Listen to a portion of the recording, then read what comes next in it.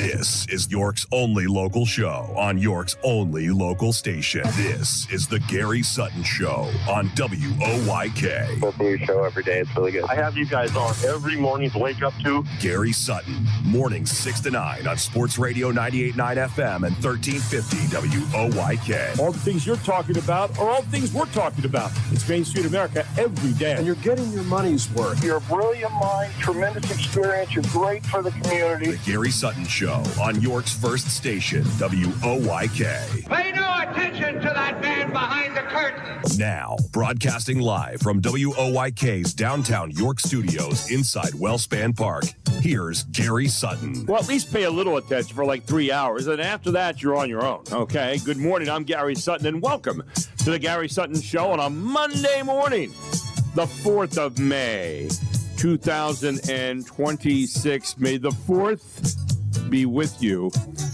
I can't believe I said that. That's the first time you'll hear it today. And the only time, I hope. Maybe not. Anyway, welcome to the Gary Sutton Show. Great to have you with us here on a Monday morning. All brought to you by Ann Stein and Sparler, attorneys at law, and kindnessworldwide.org, our two presenting sponsors. So proud to be associated with them, and we'll talk more about them throughout the course of the show. You can text us at our, and I almost said my old one, at the Back 9 text line at 833-478-4729.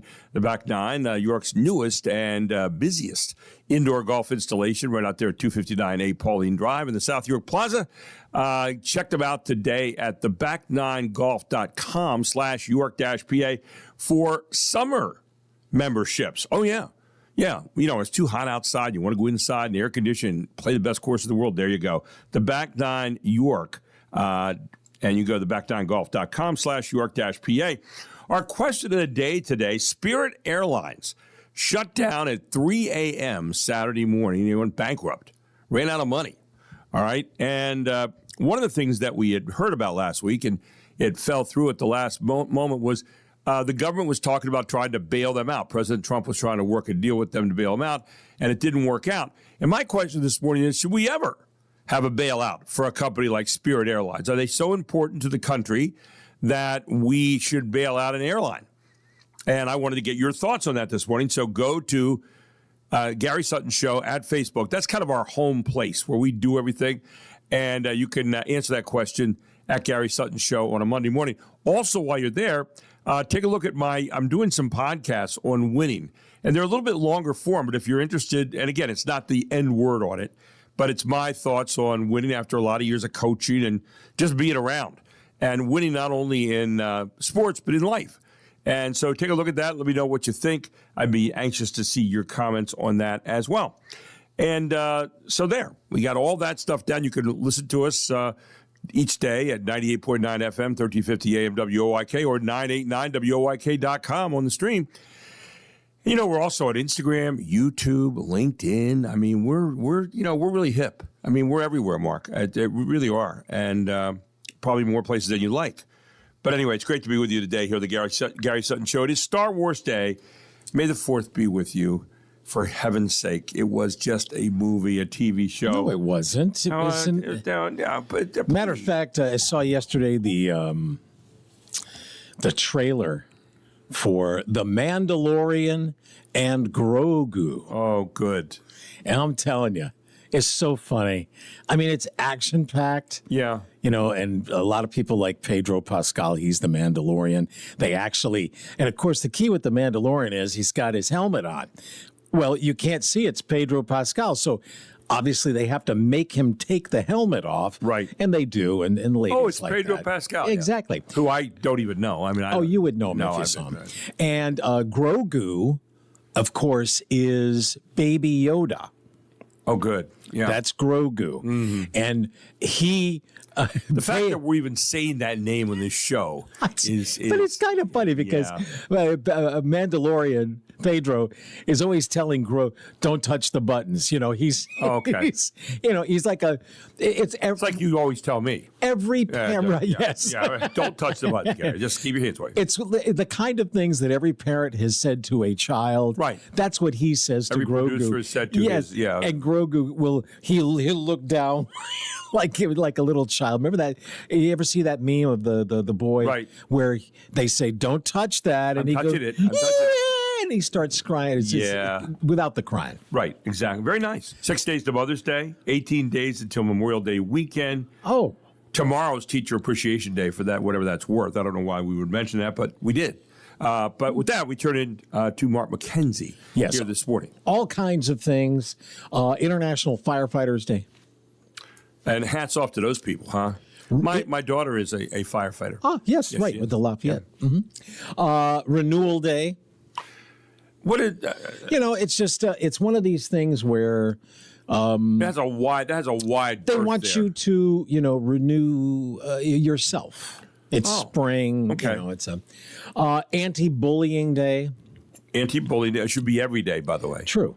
Melanoma Monday.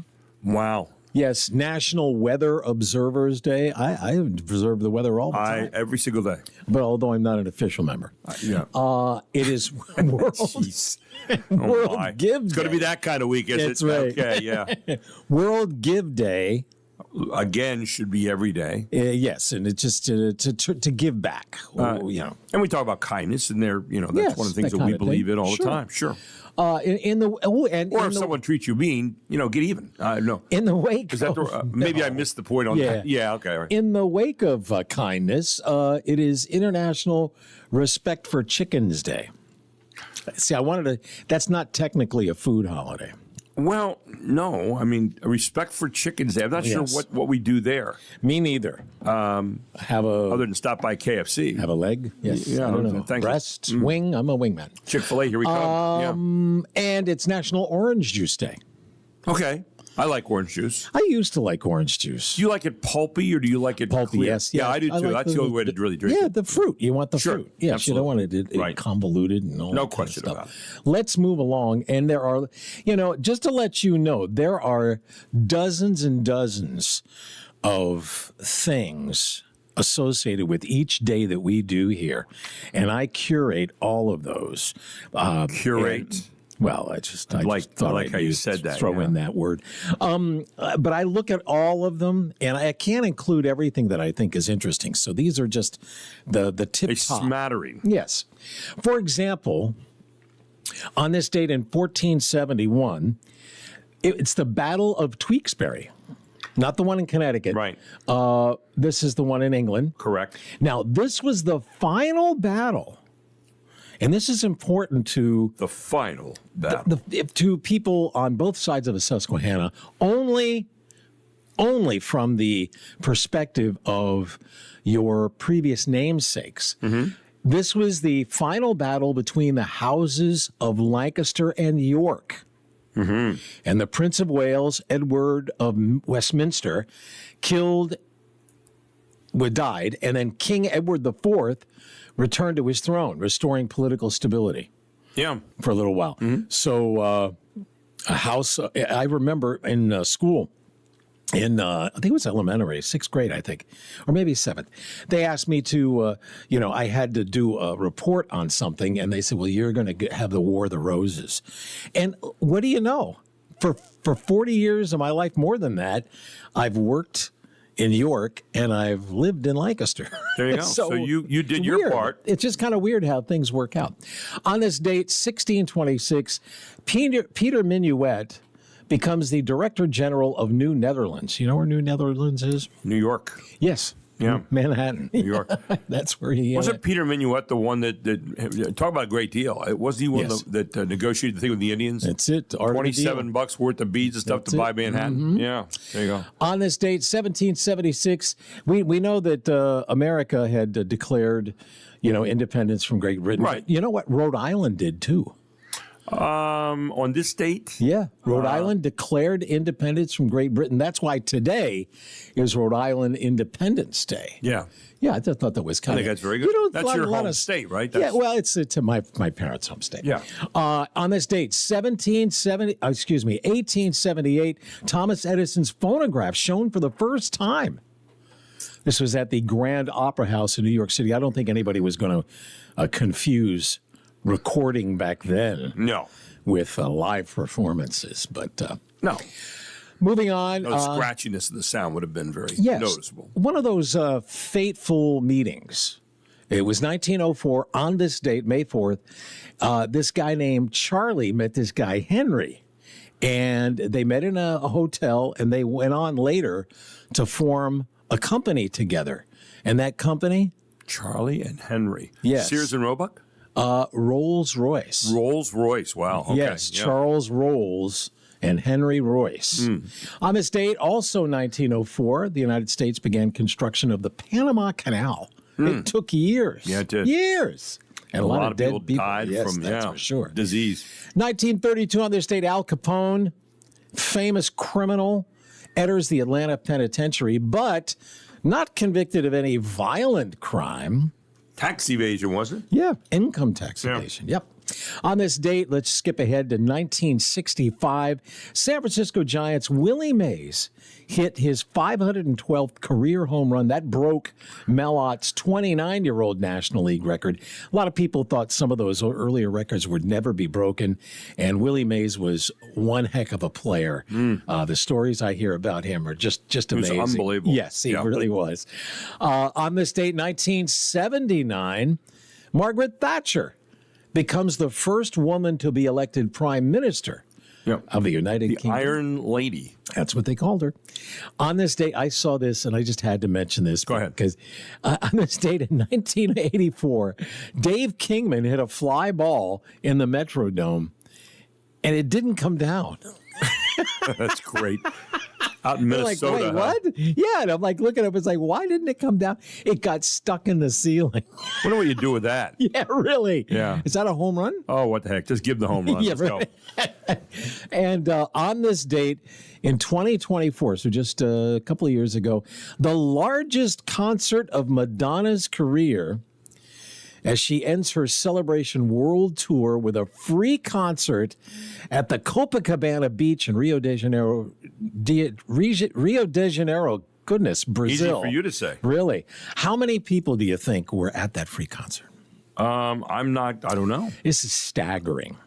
Just pick a big number. 3 million. Well, not that big. I only mentioned that. I'll tell you why I mentioned it, but go ahead. 1.6 million. Now, I mentioned that because Shakira gave a free concert on the Copacabana Beach over the weekend. It drew 2 million. You mean this last weekend? Yes. Oh, isn't that 2 interesting? million. And they were comparing it to Madonna's back in, 2024, whatever it was. 2 years ago. It must be something they do every year. Yeah, and so all these people come out in the stands, Wow. and they went out, and she drew 2 million kidding. fans. Yeah, Wow. amazing. Boy, I bet the line for the bathroom was long. Oh yeah, and who would want to be in there? Anyway, so that's it, huh? I think it's enough. I think you've stretched this to the limit. So let's take a break. We'll come back. We'll tell you what's trending. We'll also give you some results from Give Local York. I did that on Friday night. Great. Exciting time. We got a lot more coming your way, all straight ahead here. And of course, the Revs over the weekend redeeming themselves a little bit on the back end of this Gastonia Ghost Peppers invasion. We'll tell you about that all here on the Gary Sutton Show on WOYK.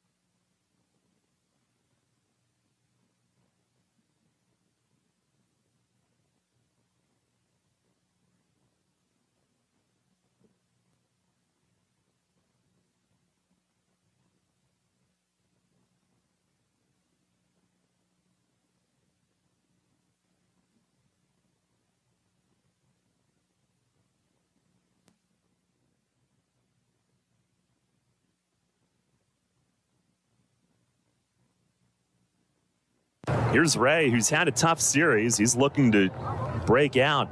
And the pitch, he swings, rips it past a diving Leone at third, down the line into the left field corner. Day will score. Teeter on his way to third, and Brian Ray with an RBI double. Ties for the league lead with his 14th run batted in. It's 2-0 York. He deals, swinging a fly ball, right center field. It's deep. It is gone. Grand slam home run. Jacob Teeter. And the Revs have blown this game wide open, 9-3 here in the sixth inning. Here's the payoff. Swing and a miss. He comes back to get him. Fastball up, and Braden Scott has struck out 8 in each of his first 3 starts this year. And that were highlights. Those were the highlights of the Revs over the weekend. They won 2 of 3 this weekend after losing the first 3. And yesterday, having a pretty good performance there. I think the Revs are now 5-7 overall in the Atlantic League. They're 4-5 at home and 1-2 on the road. So the Revs, trying to find their way right now. And it's early in the season. It really is, and it's always an interesting time there to. You got these guys. It's not like they played spring training together, or no. It's always a different group of guys, and sometimes very changeable even during the season. Oh, and that is really the strength of a team, is how well you adapt during the season. Now the Revs start tomorrow against High Point Rockers down in North Carolina, so they'll be spending a few days down there. And their time here is 6:15. They're 7-5. Yeah, game time will be at I have 6:25. 6:25. Yeah. So the Revs 5-7 head out on the road against High Point 7-5, and hopefully the Revs could get a good win streak started on the road and bring it all back home here later on. We've got a number of stories trending around the country right now across the United States. There was a shooting at a lake party near Oklahoma City. It's killed at least 12 people, or left at least 12 people hospitalized, with the number of injured expected to rise in that.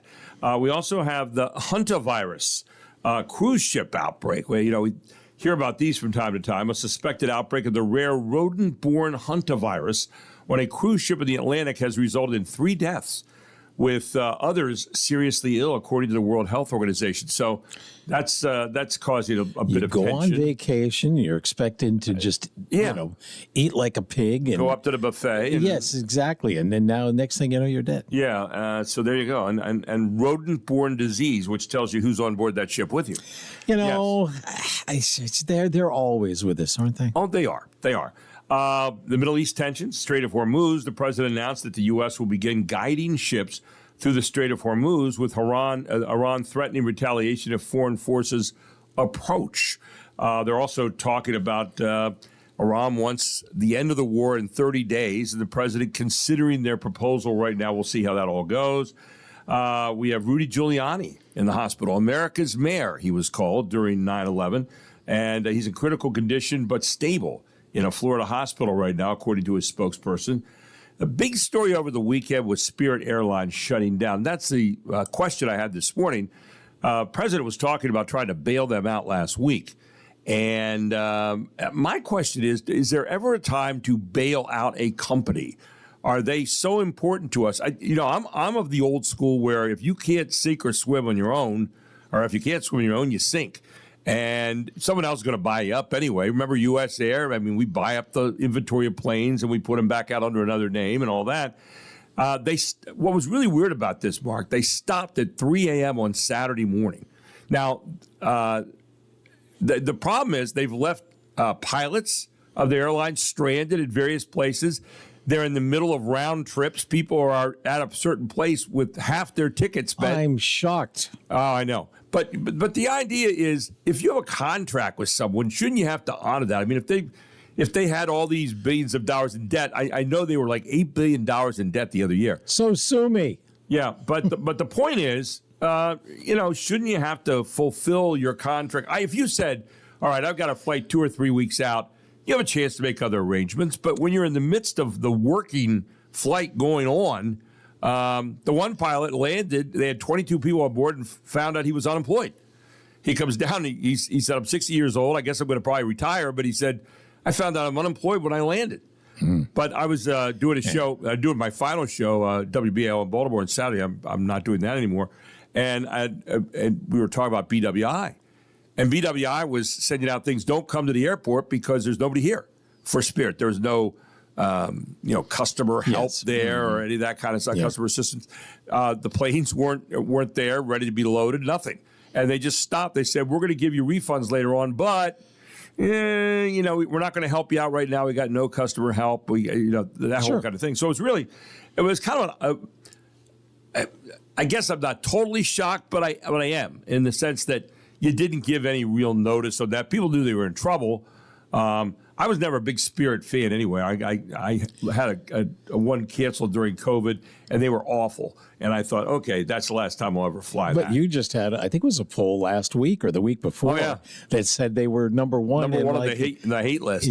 Well, guess what? If you hated them then, you really hate them now. But I can only imagine people who are at some place right now waiting to come home in their Spirit flight. Now, I understand that United, JetBlue, a whole bunch of them are capping some of their fees to match those fees to get some of these people back home or take care of alternate routes. And, of course, they want to get new customers. So there you go. Speaking of flights, United Airlines plane arriving at Newark struck a light pole and a truck on the New Jersey Turnpike upon landing. Oh, my Lord.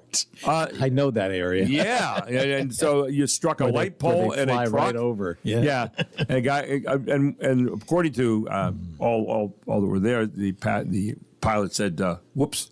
No, I don't think so. I think that's one. Duck. Yeah.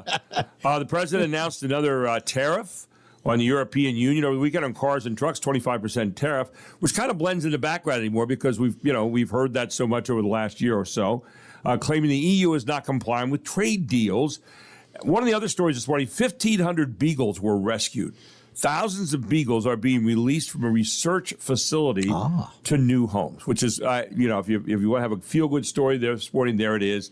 And, of course, you got a chance to go out this weekend. The Devil Wears Prada Part 2, this time they're upset, is trending. Is it trending? It is trending up while fans are discussing the new Star Wars collection from Bath and Body Works today. Oh, can only imagine what that looks like. But you saw Devil Wears Prada 2. You like it? Well, can we do it after the break? Well, we sure can. And also, if you're not sure exactly why today is Star Wars Day, we'll have an explainer for that as well. Whether you like it or not. Yeah, really. And on the way, also birthdays in the next half hour. All that. Straight ahead, right here on the Gary Sutton Show on WOYK, where it is 6:30.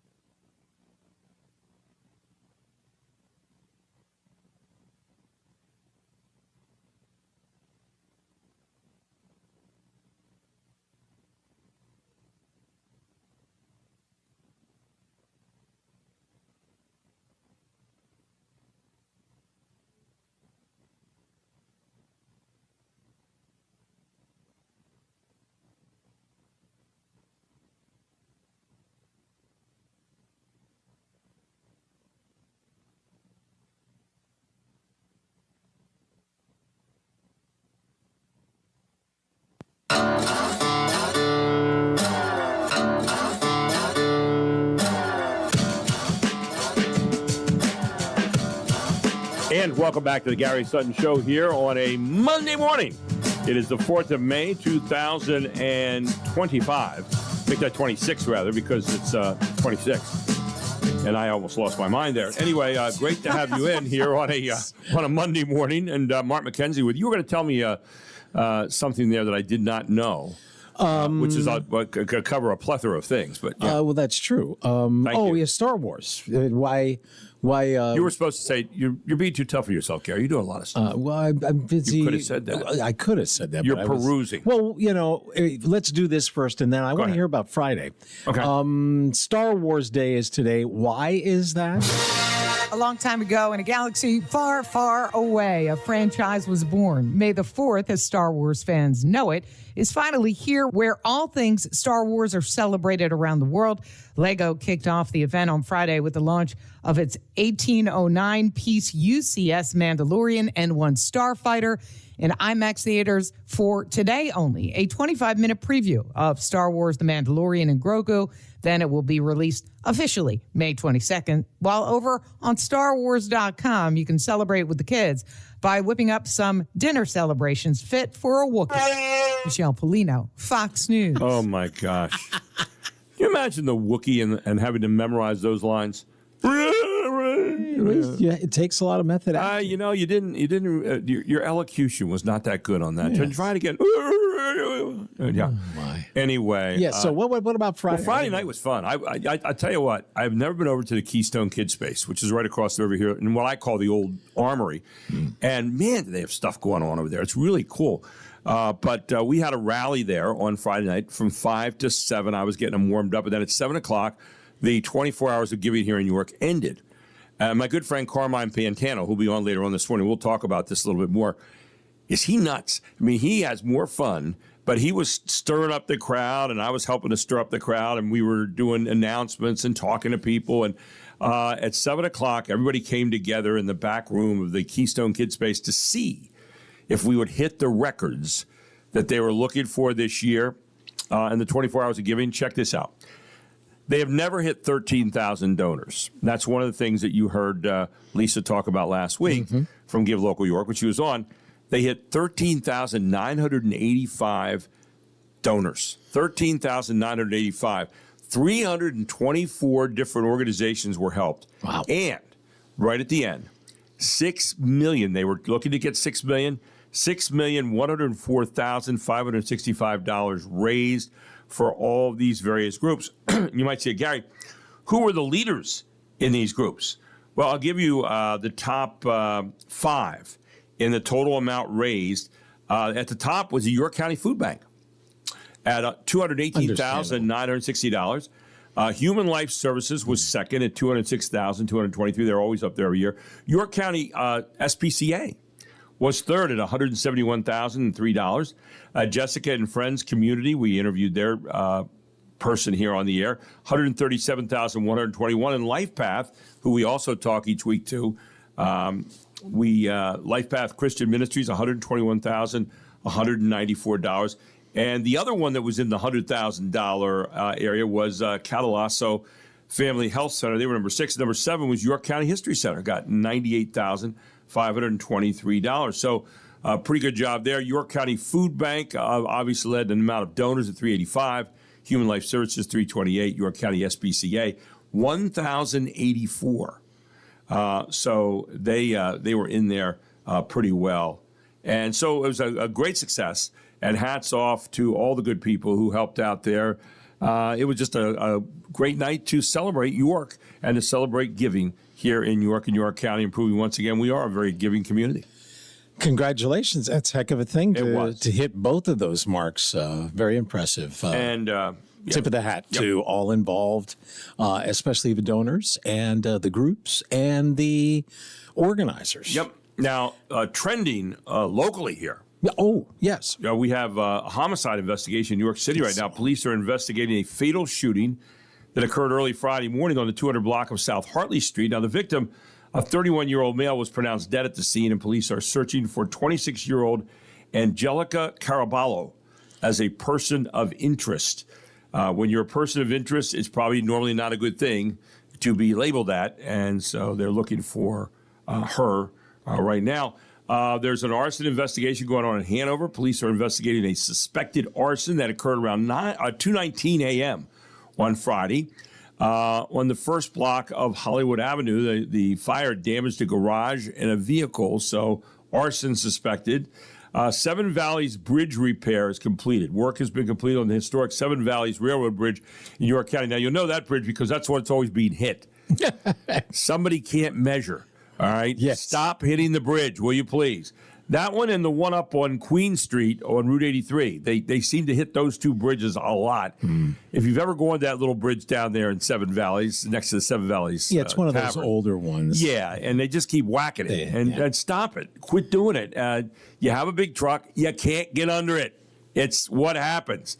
And you would think the GPS Waze and the other apps would AI, all that. Yeah, it would be marked in red. I mean, don't go this way. Well, they've got signs up there like, check your... On top of it, signs. I know. Some of these people, think they can get through. The homeless encampment closure that we heard about last week, residents at a homeless camp along Industrial Highway in Springettsbury Township are facing a deadline to vacate the area following community complaints. And so there's some, I won't say uproar about this, but there's certainly some debate, and people are saying, wait a second, these people are homeless, come on. And you wonder if maybe some of those, like ministries like Life Path and so forth, might be able to help these people out. But yeah, it's, there's a part of you, the human part says, geez, we hate to do this. And the other part, people that live in the area have a say too in what goes on. And, that's part of it. Of course, you mentioned the Give Local York results, over $6 million raised. And that was a wonderful thing over the weekend. And they had over 13,000 people, involved in that. And then finally, there was a Powerball winner in York County. A $2 million winning Powerball ticket was sold at a store in York County over the weekend. And the Barbell Man spins again. The iconic Barbell Man in York County, right along 83 there at the Bob Hoffman Is that Museum. Bob Hoffman? Yes, that was Bob Hoffman. In York County has been repaired and is spinning once again, providing a welcome sight to drivers, according to Fox 43. For a lot of times when you come into York from north from the Harrisburg area, you saw that spinning. Well, he wasn't spinning for a while. He was standing still. You wonder if there was any atrophy now in the muscles from standing still, or now it's spinning again and it'll be okay. Yeah, lots of wondering. Yeah, and there's a new Pennsylvania bill aimed at decriminalizing homelessness. It's generating discussion in the region, obviously also with, forcing people out in these the shelter there. Anyway. So all of that is part of what's going on. Let's talk about the weekend movie box office. The Devil Wears Prada 2 is looking sharp at the box office. Wait. I hope that's not what you're wearing to the dinner. That's all. Studio estimates say the sequel featuring Anne Hathaway and Meryl Streep topped the box office with $77 million in the U.S. and Canada and $156.6 million internationally. Women drove the success, making up 76% of ticket buyers. The Michael Jackson biopic Michael took second place with $54 million in its second weekend. Universal's animated The Super Mario Galaxy movie lands in third place with just over $12 million after 4 weekends. Kathleen Maloney, Fox News. Yeah, they were, there were only so many men allowed into the theater. Oh, really? So I did pass under. You made it in, huh? I did. What did you? I mean, was it what you expected? Have you seen the first one? Yeah, and you saw the second one. The second one is shorthand would be almost exactly like the first one. Wow. Except for, no, I'm going to go with it. Almost exactly the same. So if you remember, Andy gets a new job and then she becomes successful at it. Yeah. That happens in the second one. Meryl Streep, she is going to get a big job. It doesn't work out, but then there's a hitch and everything works out.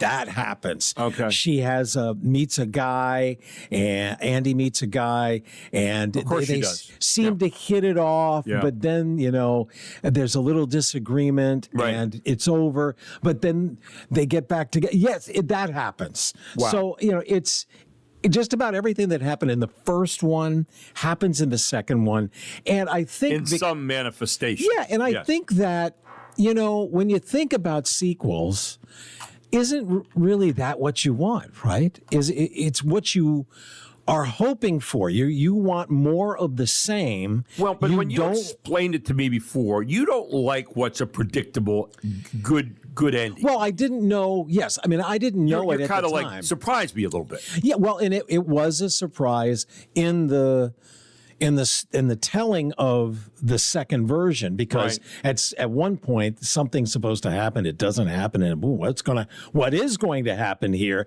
And then they pull off this thing, which they did kind of in the first movie, same thing, where you didn't see the big ending until it happened, and like, oh, okay. Well, that happens here. But it's good because you want good things to happen for Meryl Streep, even though she's a little prickly. I got to tell you, in the seats around me, the young ladies were tittling. Wait, what am I want to say? You're going to get yourself in trouble here soon. Big time. They were tittering. That's what they were doing. Yes. They were laughing at just about everything she said. So this is a woman's movie. I mean, this is empowering women. High fashion. Sure. So but it's filled with like pictures they shot in Manhattan, they shot in Milan. So you're seeing lots of glamour and all that. Yes, and lots of famous people. They have a couple of parties they go to. Interesting. And I'm telling you, you're like, oh, hey, there's, and by the time you can't even get the name out when it's, they moved on to another shot. And there's just dozens of cameos in this movie. And also a little bit of history, because at the end of the movie, there's going to be this big dinner, and it's held in, I think it's a chapel these days, but it was where Michelangelo painted the Sistine Chapel. No, this was the is it? Maybe. Well, wait a second. Who did the Last Supper? That was Michelangelo. Yes, they did it. They held the dinner in the room that had the Last Supper. Wow. The picture, painted al fresco on the wall. Yeah. And it's like, how do you get that? I mean, that doesn't seem like something you would associate with a fashion type of movie. And then everybody's there. Streep, she looks great. Anne Hathaway looks great. Emily Blunt, even Emily Blunt plays sort of like a bad guy in this movie, but it all works out. It all works out. Two new Stanley Tucci also in this movie of the original cast, and then there's two new players: Justin Theroux, who used to be married to Jennifer Aniston, and Kenneth Branagh. Well, I like him as an actor. English actor, yeah. Yes. So, I mean, Henry V, and, but he plays a nothing character.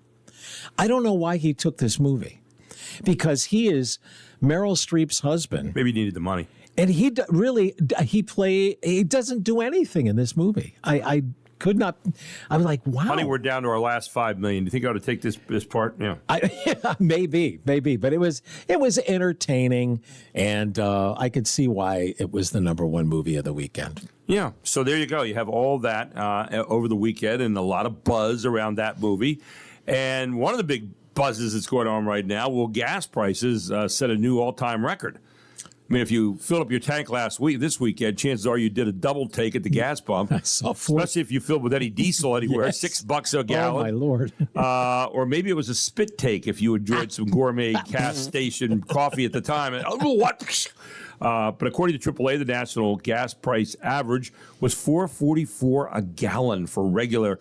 That's up more than 30 cents from last week and about $1.30 from last year at this time. It's also an all-time record price for May.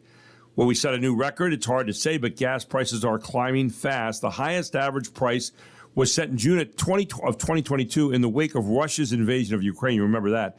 Back then, the price hit $5.01 a gallon in the United States. This time around, the price is soaring due to the Iran war.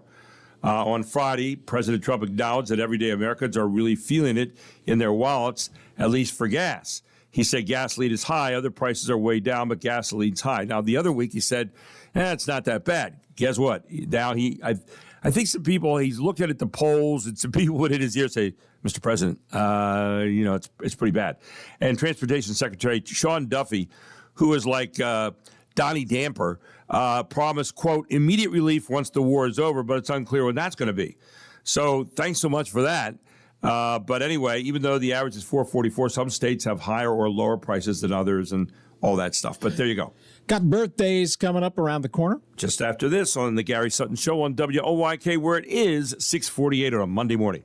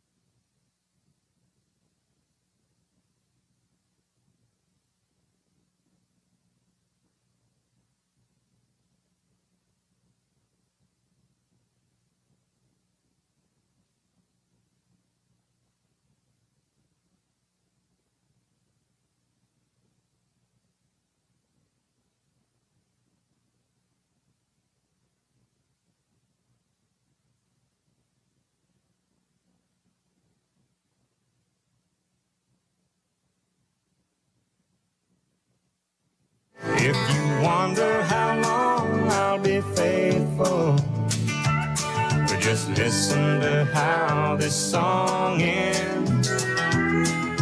I'm gonna love you forever and ever, forever and ever, amen. I like this song. I'm gonna love you. A happy song. It kind of clips along. Forever and ever, forever. Wait, you got to get his finals. Forever and ever. Here it comes.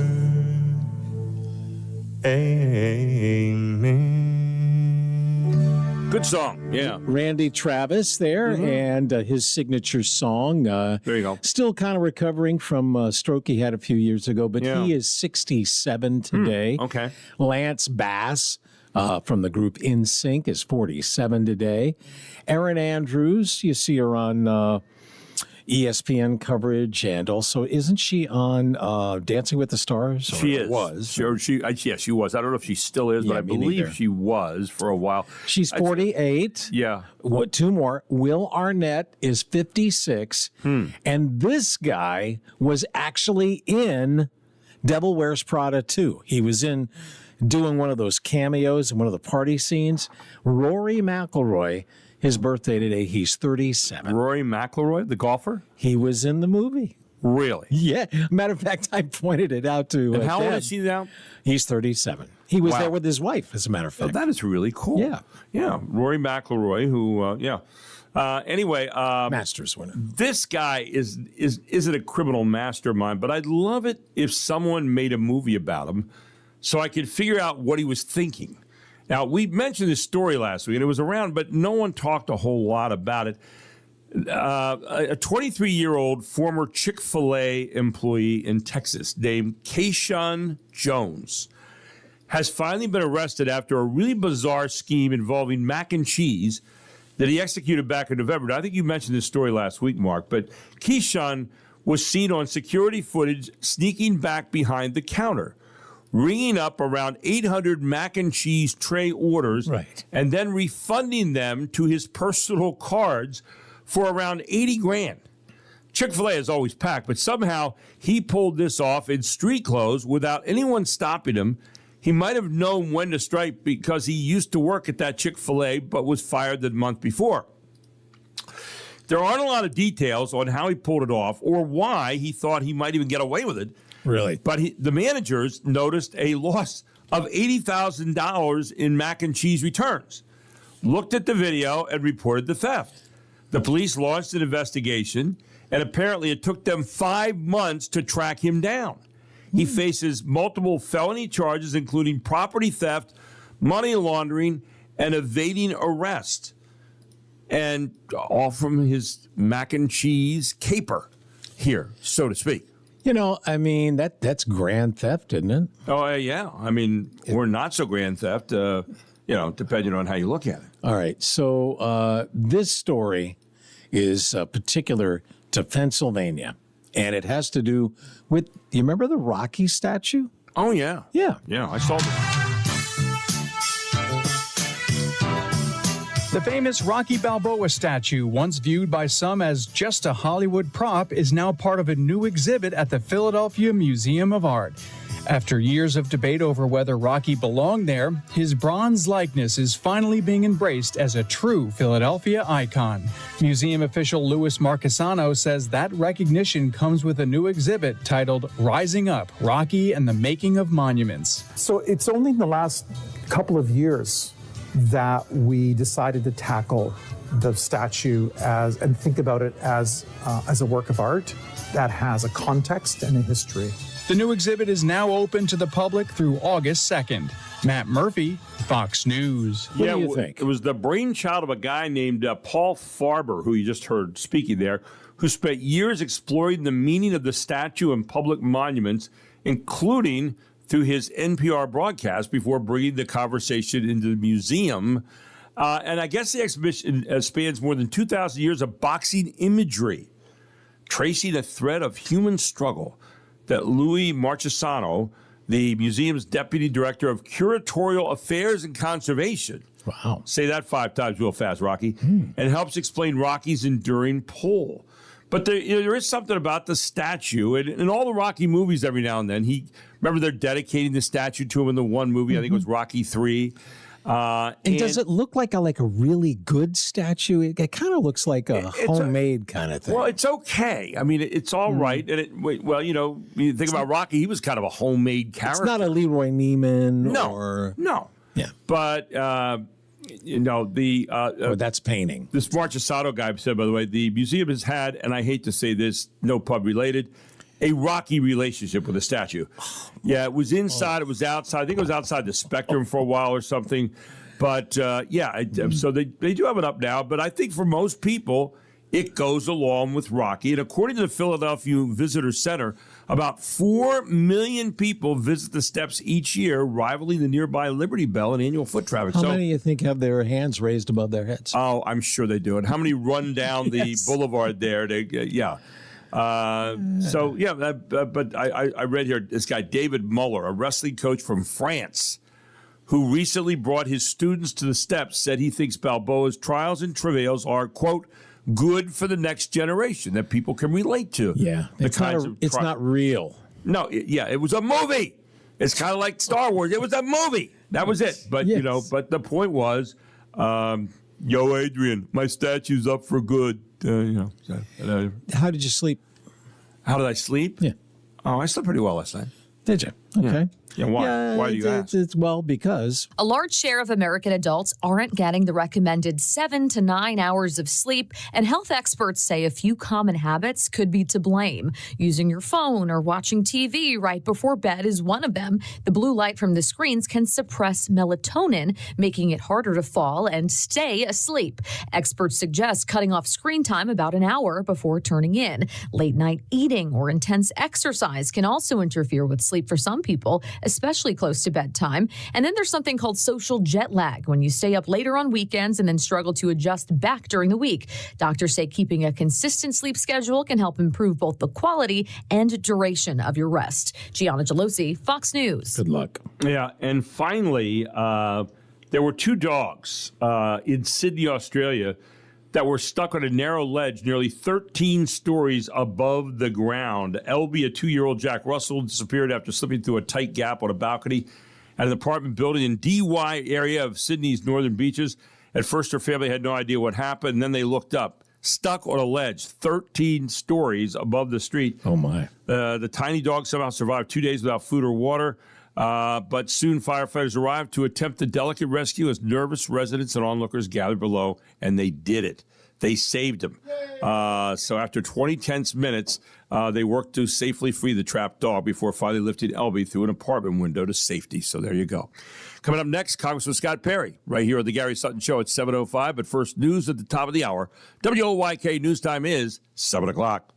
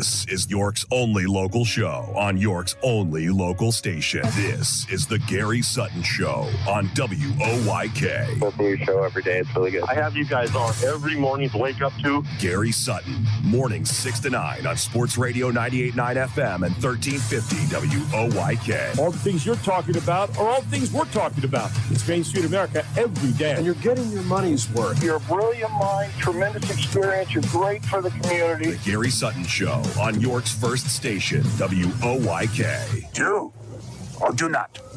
There is no try. Now, broadcasting live from WOYK's downtown York studios inside Wellspan Park, here's Gary Sutton. And the sun coming up on the city of York as we look out our window here at Brooks Robinson Plaza from Wellspan Park, right here in the heart of downtown York in York County. This is the Gary Sutton Show on WOYK 98.9 FM, 1350 AM.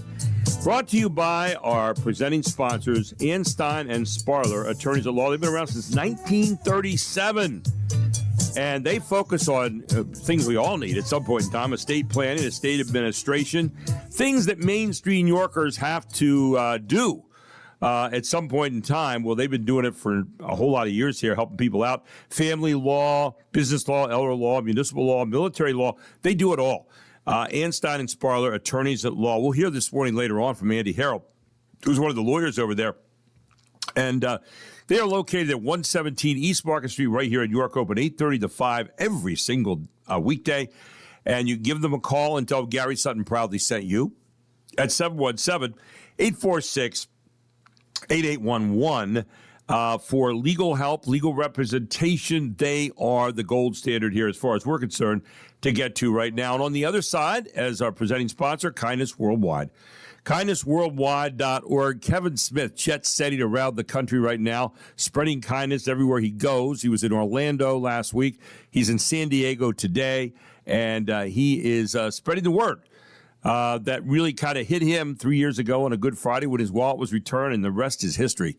He is off and running and trying to get people to think as much about kindness as they do about some of the negative stuff we hear about every day.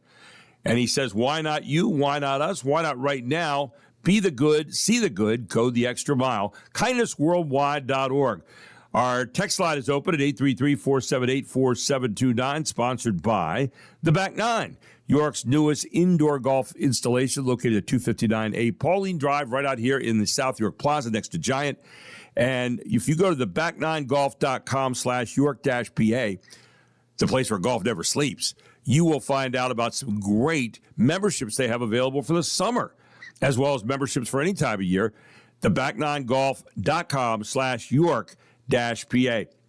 If you go to @Gary Sutton Show on Facebook today, you will see our question of the day. And the question is, should there ever be a bailout for something like Spirit Airlines, which collapsed over the weekend at 3 a.m. on Saturday morning and went bankrupt and left a whole lot of people stranded? And so should we ever have a bailout for them, or should they just sink or swim on their own?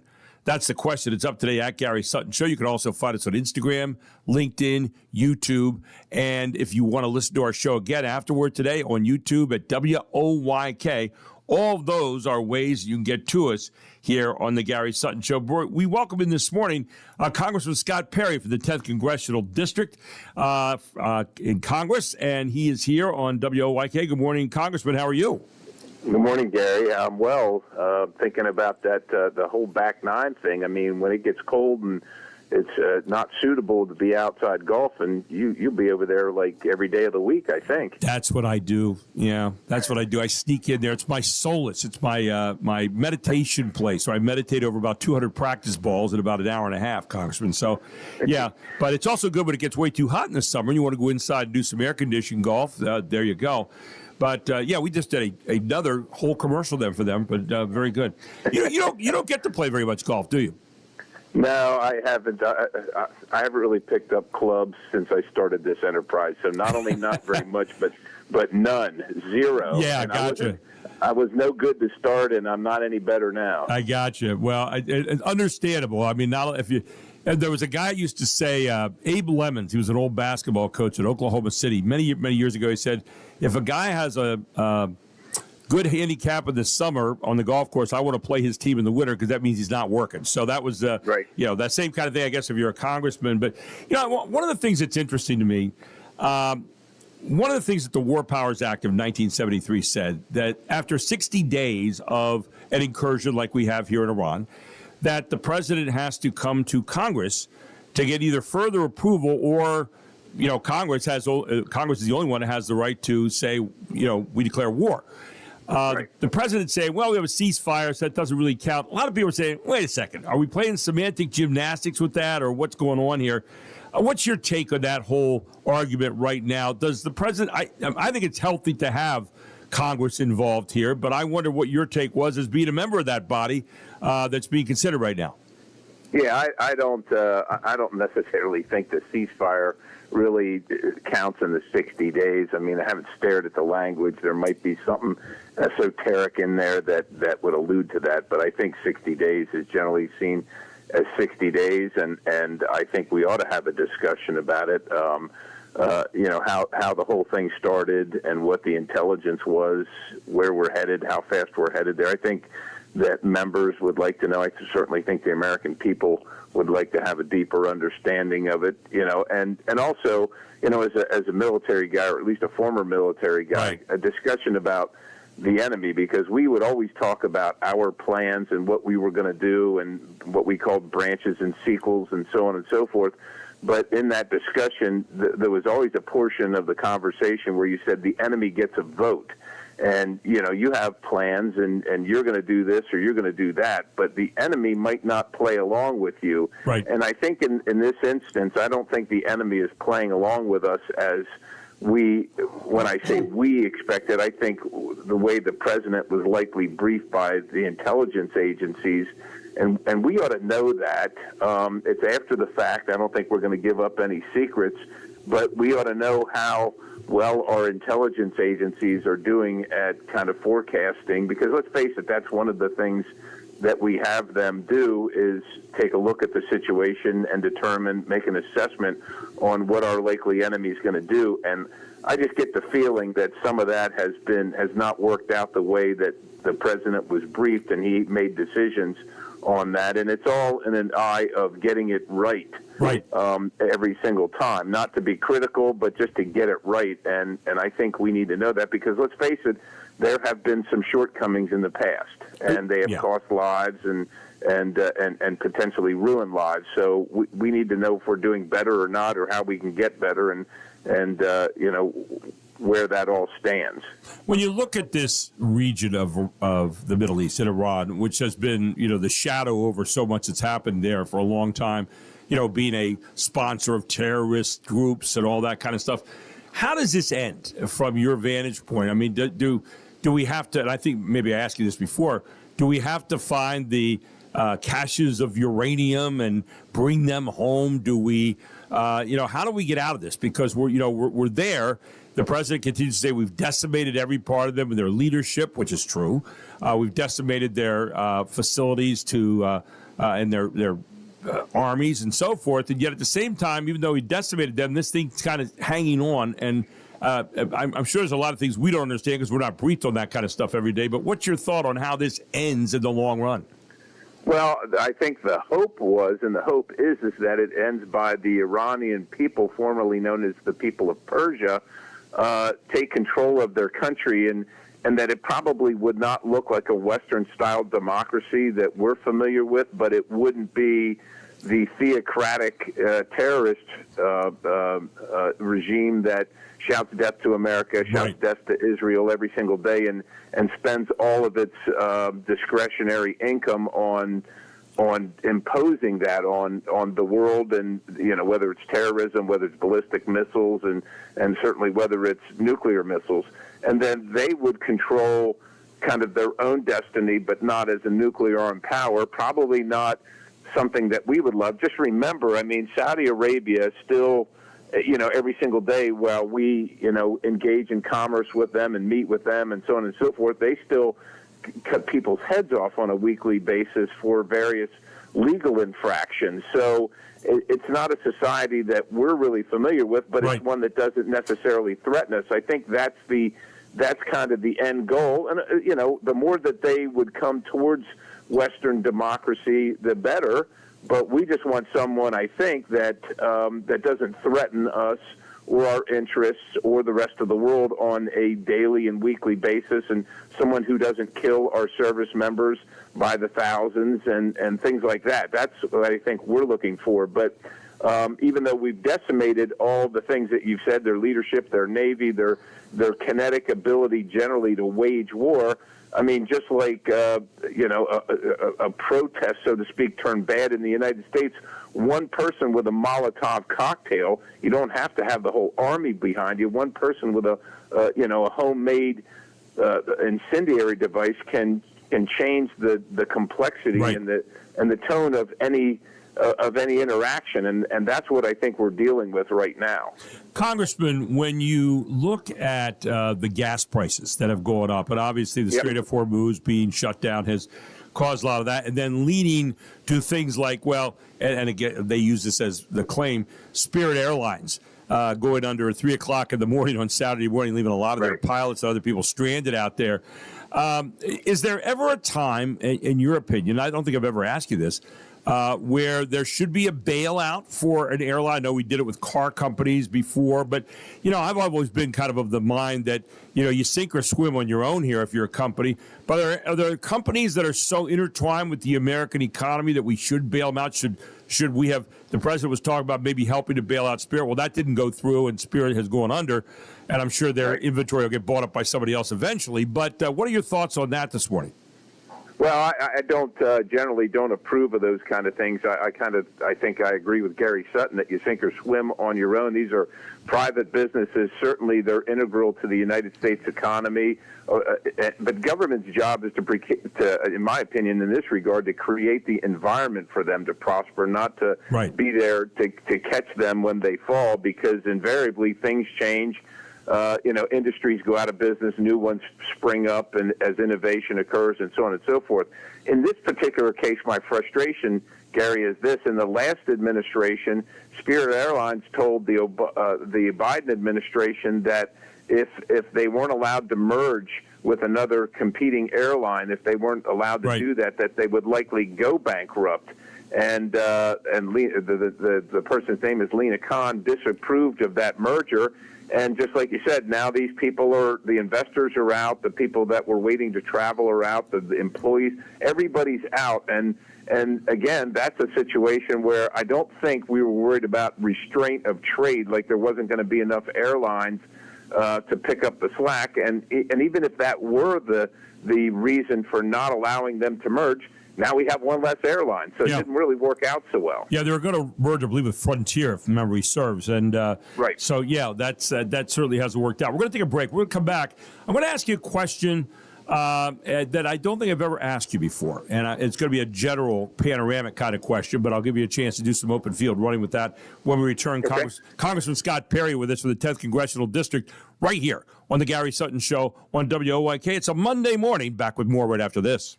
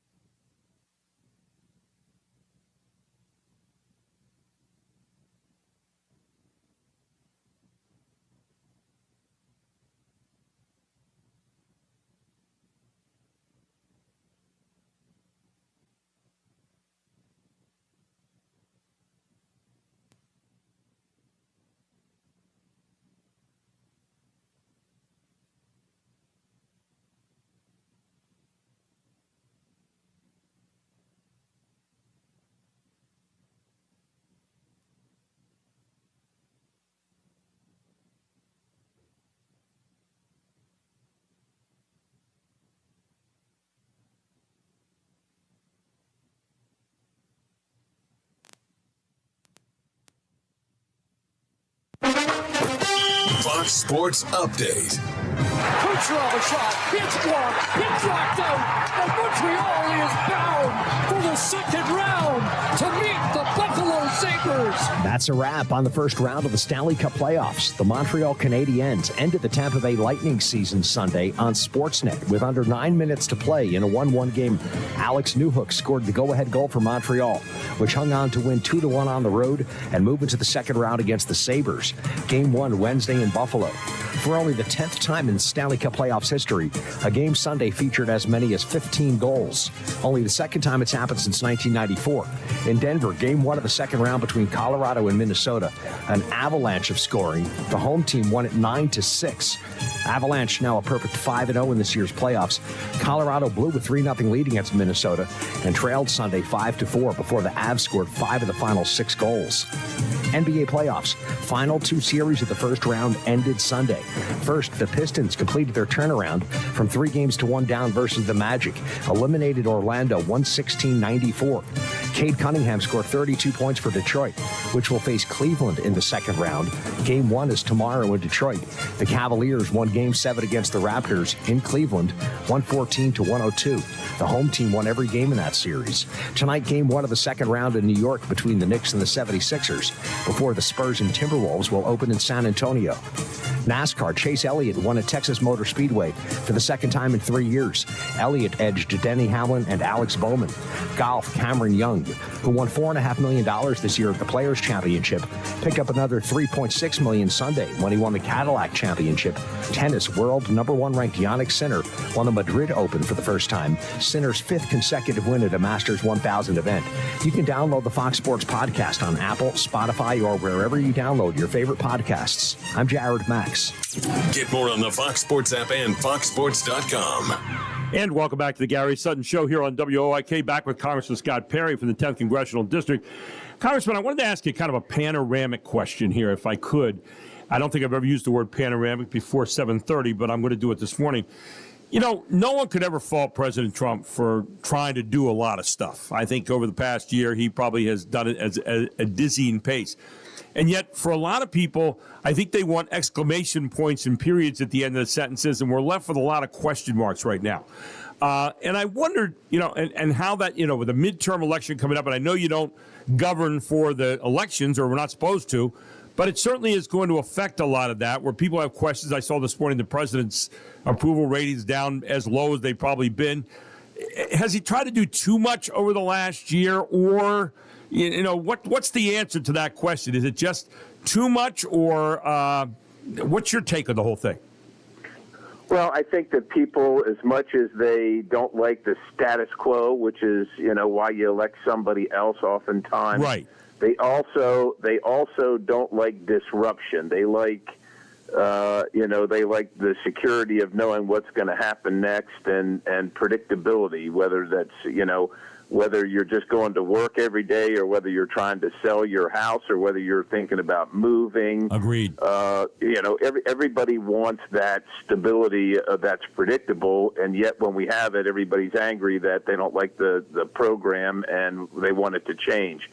And so I think it's a delicate balance. There's a certain amount of things that you can probably do and meet the disruptor kind of thing and change the status quo, but at some point it goes too far, and like you said, it becomes dizzying to people, and it seems like it's disjointed and there's too much happening, and every single day it's some fantastical thing that you have to think about. And I think that kind of puts people they're at some state of unease with that, and so but at the same time, I think that this president particularly sees the state of the nation, the amount of time that he has to do the things that he thinks need to be done. Right. And, there's a limited amount of time and energy and resources, and you got to do as much as you can as fast as you can. So I think it's, I don't want to put words in his mouth. Certainly, I can't think for the president. Right. We kind of know his pattern,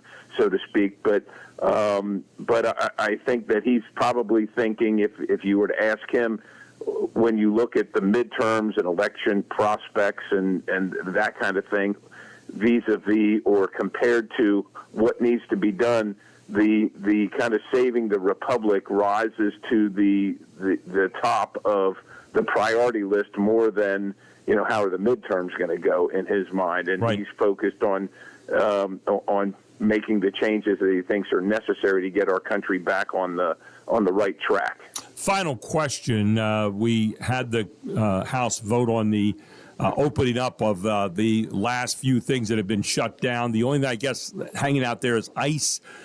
In the last minute and a half here, any thoughts on how that all gets settled in the long run? Are they going to make, changes to the way ICE does business? What's going on there?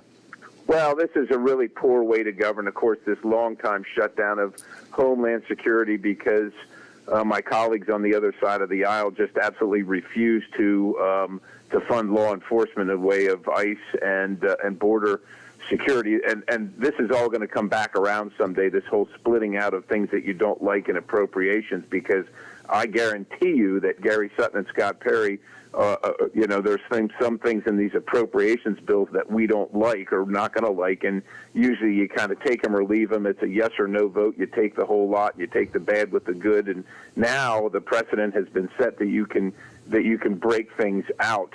And they're going to be sorry about that in the future. But in the meantime, it's been terribly disruptive. We're going to fix it by what's called reconciliation, which is a partisan exercise. I don't think there's going to be a lot of policy changes, though. Reconciliation doesn't really lend itself to that. It's just going to be kind of the numbers, so to speak, for those agencies. And we'll get it fixed. It'll take longer than we have to. But the other thing is, and maybe this is part of the plan, this mires Congress in dealing with these issues over and over again for weeks, if not months on end. And when we're doing that, we're not doing other things that are desperately and urgently needed as well. And like I said, maybe that's part of the plan on the part of some people in Washington, D.C. But from my standpoint, it's very frustrating. We want to get to some other things that are critically important, like bringing down the cost and the kind of the policies in healthcare, just to name one. And of course, when we're dealing with this, you're missing other things that you could be working on. You just don't have the bandwidth to do. And that's kind of where we are right now. Well, hopefully better angels emerge here in the long run. Appreciate you taking time to be with us this morning, Congressman. Thank you so much, as always, and wish you a very, very good week. Thank you as well, Gary. Appreciate the open field running. God bless you, and have a great one. Thanks, buddy. Take care. Congressman Scott Perry right here on the Gary Sutton Show on WOYK. When we come back, Michael Binko joins us. He is a Chief Strategy Officer for Kindness Worldwide, and we'll take a look inside kindness from another point of view. Michael Binko up next on WOYK, where it is 7:30.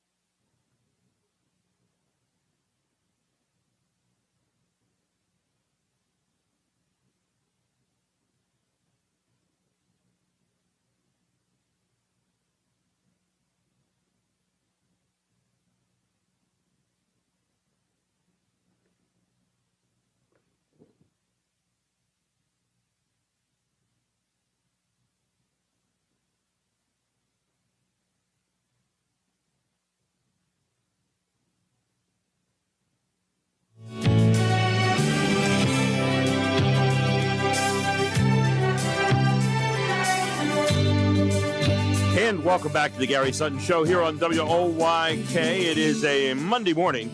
And, of course, one of the great premier sponsors of our program is Kindness Worldwide, kindnessworldwide.org. And with us this morning, the guy we've not talked to before, he is the brother-in-law of Kevin Smith, but he's also the chief financial strategy officer Chief Strategy Officer for Kindness Worldwide. He's Michael Binko. And Michael joins us this morning here on the Gary Sutton Show. Michael, good morning. Great to have you on board. Good morning, Gary. It's great to be with you here on this beautiful day. Well, Michael and I have met a couple of times and always enjoyed talking to you. But, right now, I know your brother-in-law is running around the country here, and he's got this film festivals on his mind. He's got For Such a Time as This is out there all over the place right now and making some pretty good inroads and kindness.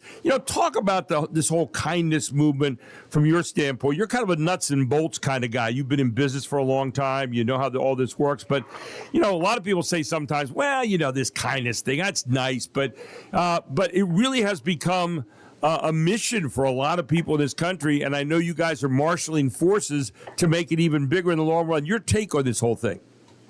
Yeah, you bet. Well, it kind of caught us all by a little bit of surprise. Thank you, Brooke Dubs in York, Pennsylvania, for her kind act. Right. That really spawned Kevin, as you've covered many times with him directly, is it kind of changed his mind and his perspective on these things actually really happen in this world, and we don't hear too much about it these days.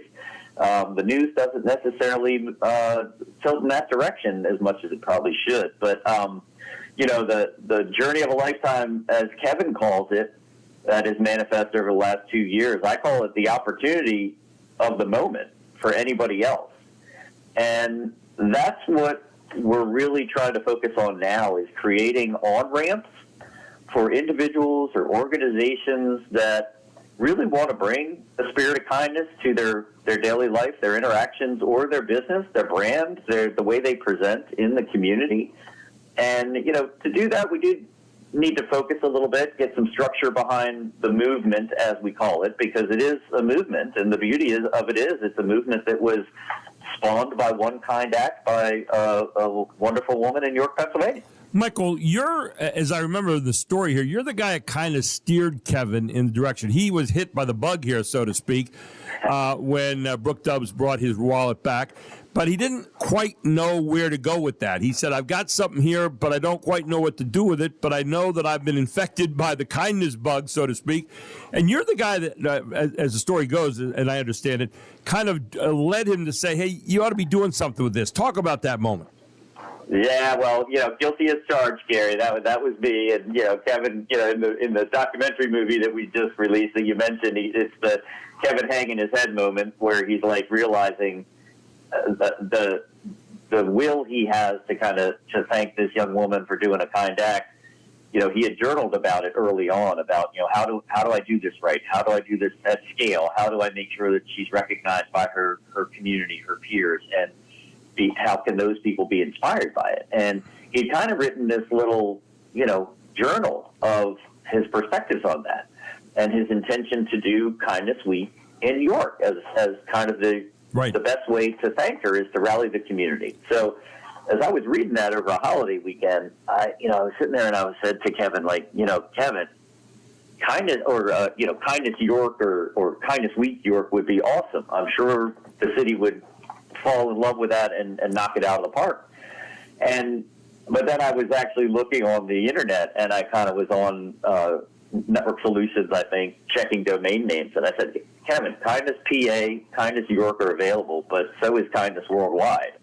Yeah. That was like the moment where it struck him that, wow, what if we could actually have kindness as our startup product? And that's the world I live in, Gary, is right.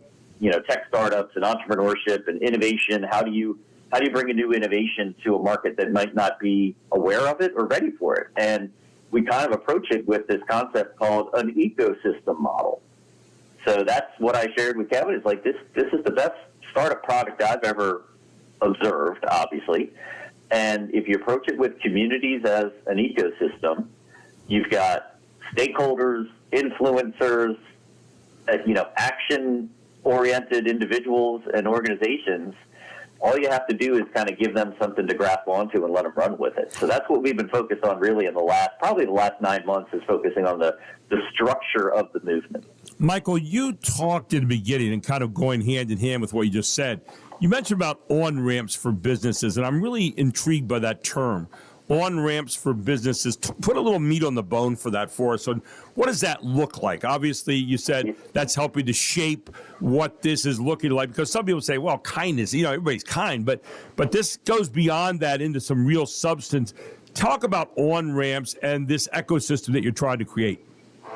Yeah, you bet. Well, thanks, Gary. And really, I would say for the last probably 18 months and more, York, Pennsylvania has been, the lab, if you will, for the on-ramps that we're talking about. So, you're very familiar with Kindness Week activities that have unfolded over the last 2 years. And boy, have we been we've just really had an outpouring of interest and support from all angles.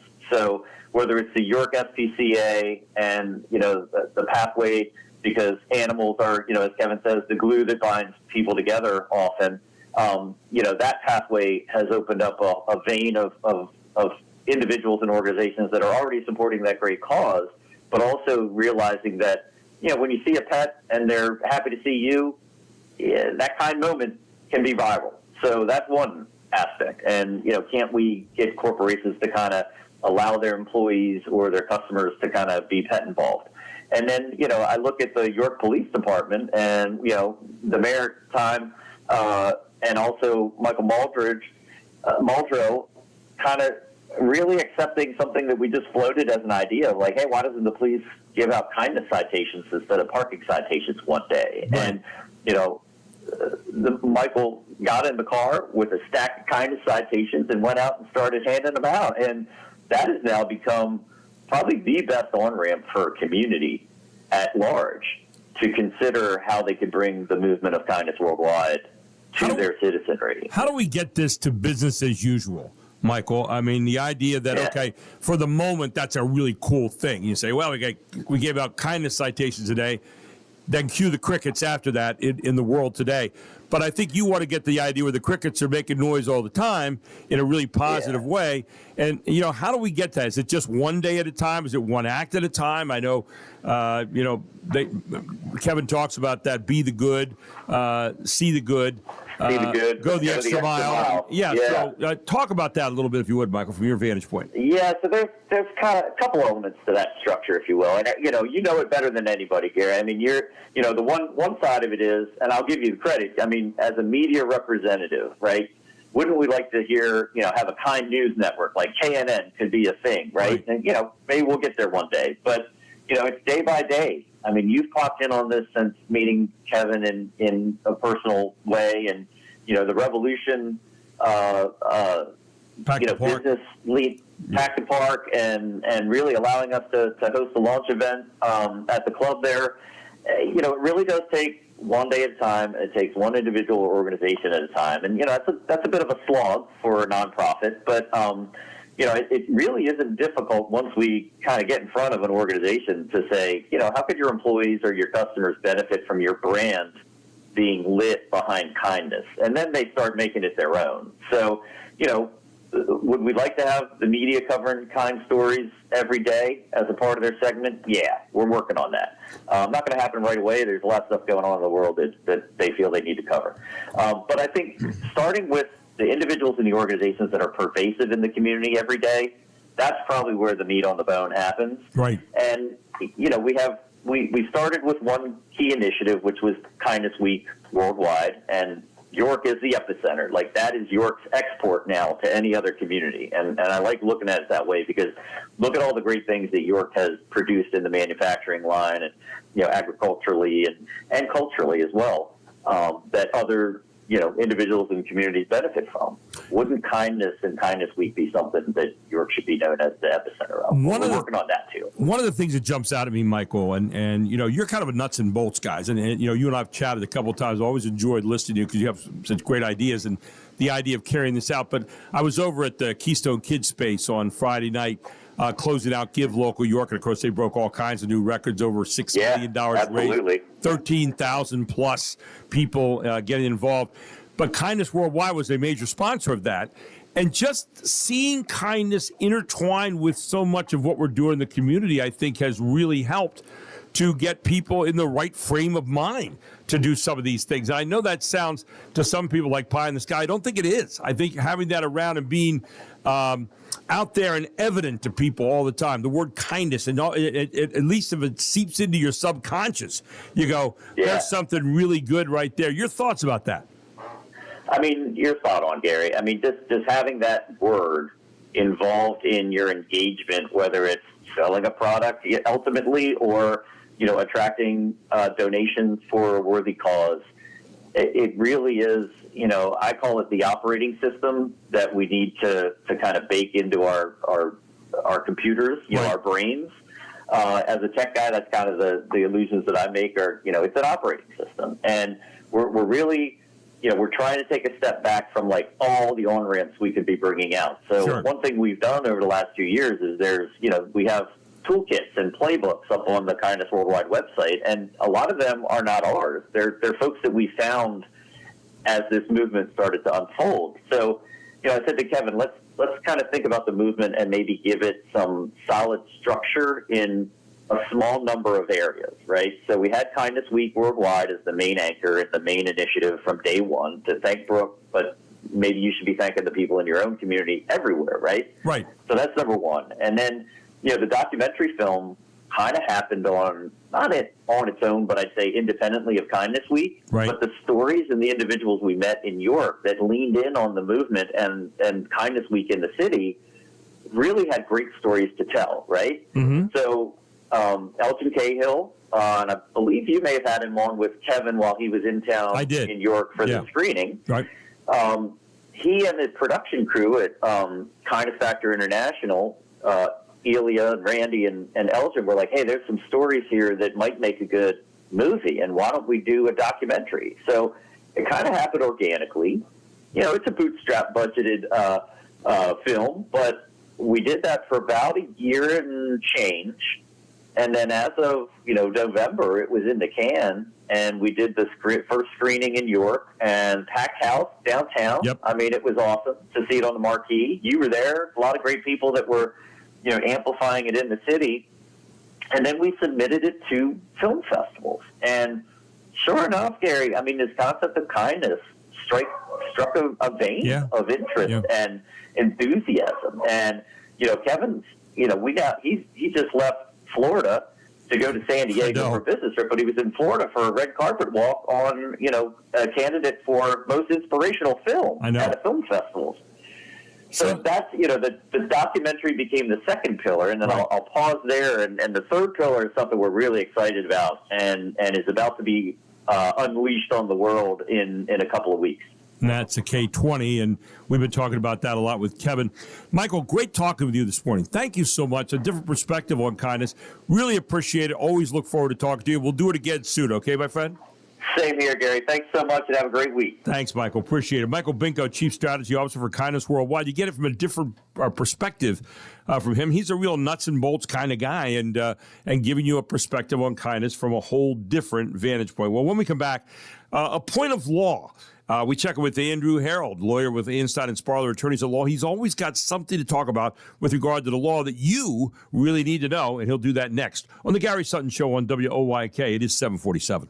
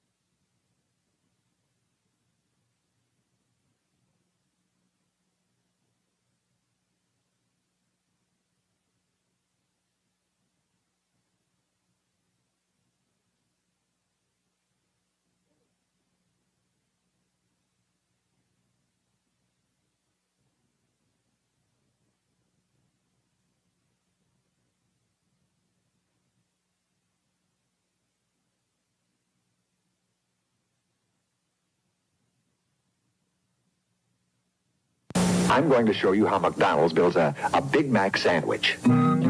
It starts here with a lightly toasted bun, and then a pure beef hamburger, sizzling hot. A slice of cheddar blend cheese, and some crisp, fresh lettuce. Yeah. Where was the song? Then, our own secret sauce. Yeah, the secret sauce. The club Special slice. And then another toasted. one. Another hamburger. Another hamburger, yeah.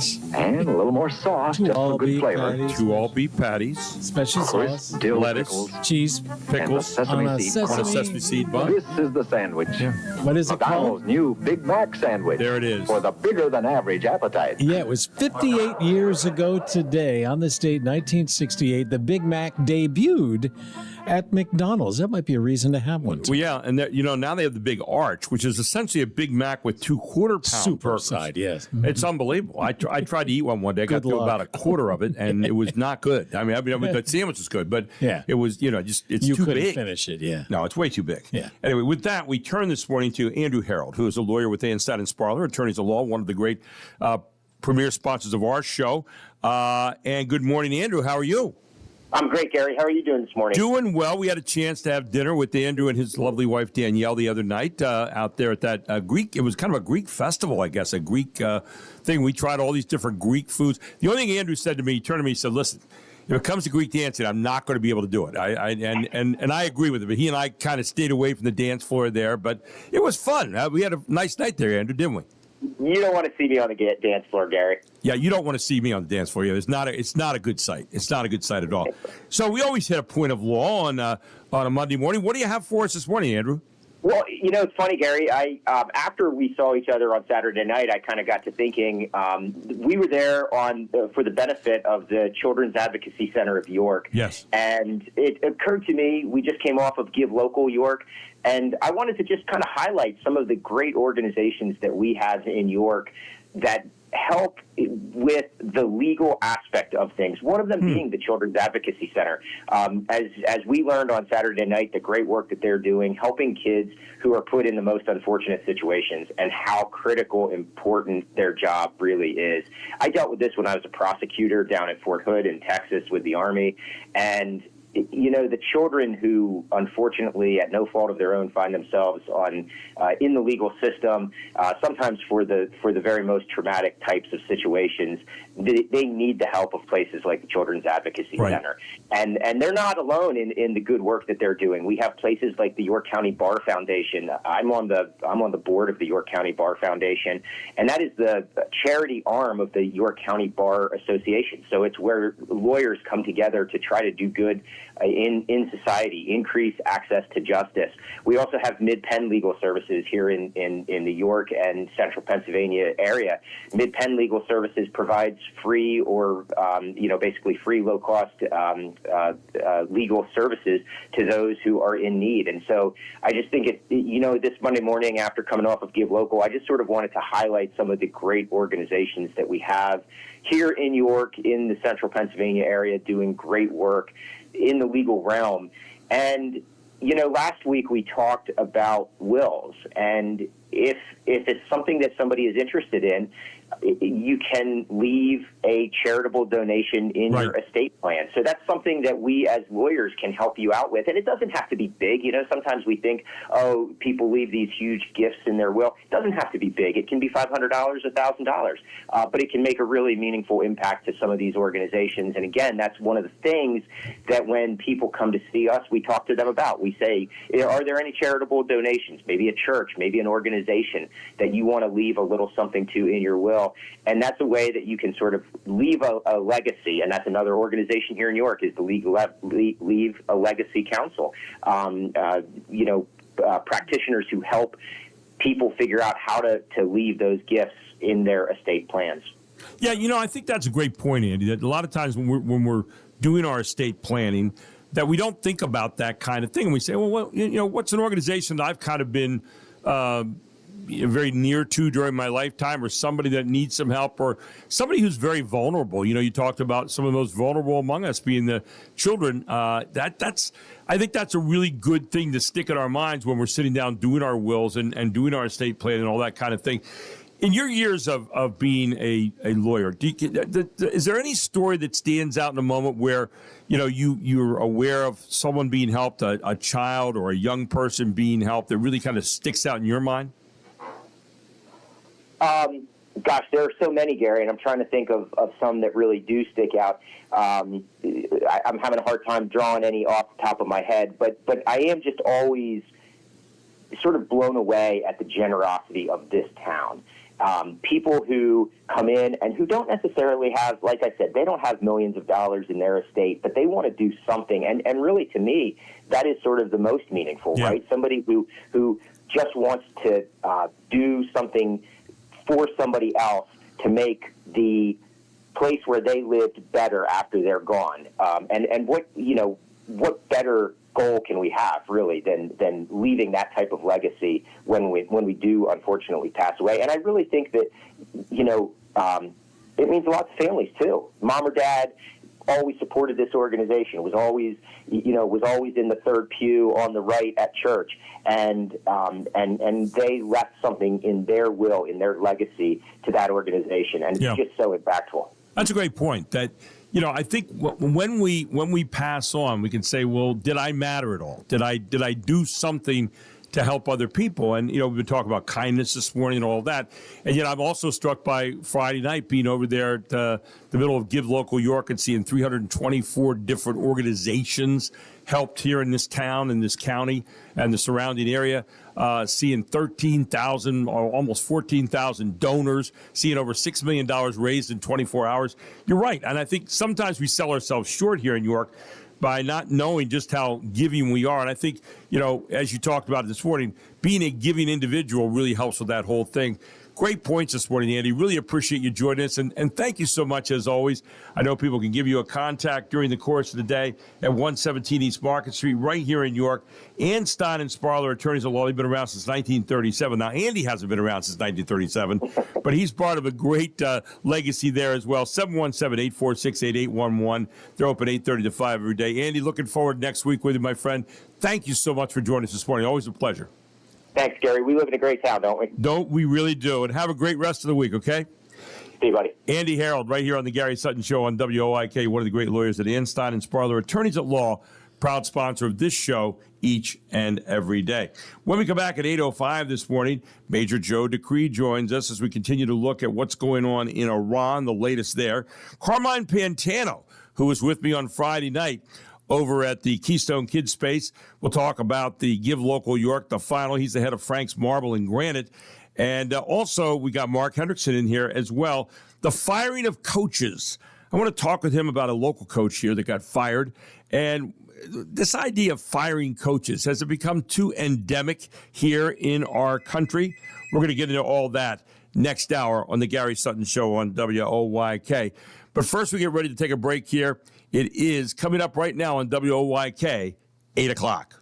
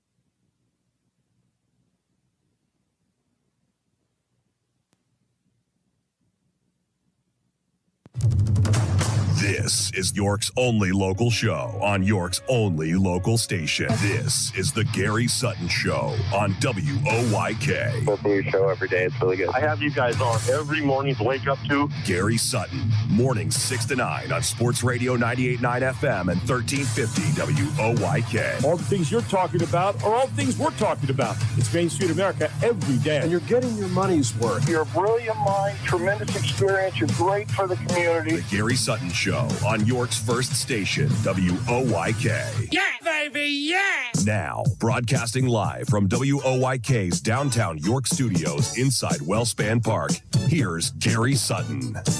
And welcome back to the Gary Sutton Show, the final hour of a Monday, all here on WOYK. And this hour being brought to you by Frank's Marble and Granite, a family-owned and operated company in York County since 1972, all founded by Frank Pantano, an Italian-born stoneworker.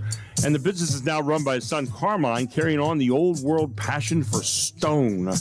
They're not a big box store. They're your neighbors who've been beautifying York County homes for over 50 years. State-of-the-art facility. They're located right here in Red Lion, Pennsylvania. Every piece is fabricated using machinery made right here in the U.S. of A. No subcontractors. Frank's team handles everything in-house, and they are master fabricators. The average team member at Frank's has been with the company for over 20 years. So you're talking about consistency, and you're talking about consistent quality, and that's what they're all about. You can call them for a one-on-one appointment. They don't do mass appointments. Yeah, they go one-on-one, so you get plenty of time and plenty of energy from Frank's team, particularly Carmine. Call to schedule right now at 717-244-2685, and you can check out their inspiration gallery and process at franksgranite.com. That's franksgranite.com. They're located at 125 Householder Avenue in Red Lion. Again, call them today at 717-244-2685. or go to franksgranite.com to find out more about them on the web. Obviously, our presenting sponsors, kindnessworldwide.org, and also Anstein and Sparler, attorneys at law. Our text line is open, our backline text line at 833-478-4729, and they're open right now for you. Get on in here and check out the Back Nine, which is a great indoor golf facility. Golf never sleeps there. It's open 24/7, and you can head there every single day. If you'd like, by getting a membership, go to theback9golf.com/York-PA. It's located at right out there at the South York Plaza next to Giant. And also, our question of the day today is, should we bail out a company like Spirit Airline, which went bankrupt on Saturday morning early? Should we bail companies out? What's your thought on that? I'd like you to get in there at Gary Sutton Show on Facebook. That's our homepage. That's where everything happens. And also, check out my new podcast on winning. And it's not, it's not meant to be an arrogant thing. It's more just my perspective of winning over the years in coaching, but also in life, and trying to figure it out. Okay, so just, some offerings there, and I'd be interested in what your reaction is to that and some thoughts you might have that I've never thought about. So it's in there right now. My perspective of winning the championship in life and in sports, and I'm going to have a couple different parts of that whole series that will be going up there as well. So check that out if you want to hear our show again later on today, WOYK. At YouTube is where you go. Go to YouTube, WOYK, and all of that available for you right here on the Gary Sutton Show on WOYK. With that, we turn this morning to Major Joe Decree, the world through the eyes of a vet. Joe, of course, a veteran of Kosovo, Afghanistan, Iraq. He has taught ROTC at Millersville University, where I met him years ago. He now lives in Montana, and he has a church that he started specifically for veterans. Good morning, my friend. How are you? I'm doing great, buddy. What's up? Well, what are you looking at right now? We talk about the war in Iran for a number of weeks. Obviously, I guess, I'm one of those old coaches. I look up at the scoreboard and I know if my team won or if they lost. And the president continues to say, well, we've decimated their leadership. We've decimated their armed forces. We've decimated all the stuff that's going on. And yet at the same time, we're still kind of negotiating a peace treaty. What's left? I guess who's going to govern, right, is the big question there. But what's your take on that through the eyes of a veteran? I don't think my opinion on this one has changed much. I think I'm still waiting for the Iranian people to try to make a move. Right. And we still don't see it, and that still bothers me because I don't see it as a tenable situation for us to govern Iran from this distance. I agree. I don't think it's desirable. I don't think it's a good idea. On the other hand, I don't think this situation is as much about Iran as it is about China and Russia. But I also thought the same thing about Venezuela. Their influence, especially China's influence throughout the globe. The president has been able to very successfully and quickly walk back, at least to a large extent. I think that's pretty genius, and I think that's what this is really a lot more about after the Iranian nuke thing. I think that's the Straits of Hormuz we have not quite solved yet. It doesn't seem. And a negotiated stable peace is probably better than an enforced one where somebody's always looking to chip back. And I think the negotiation is probably an attempt to, keep us from escalating the thing into something like in Afghanistan. At the same time, it also does offer Iran a chance to, try to show up and be big people at the table. I find it interesting that the UN hasn't condemned anything Iran has done here for a while. Did they even condemn the October 7th thing? No, I don't think so. I'm not sure that they did, and yet they keep telling us we're being too aggressive. So I really kind of discount them, as I almost always do.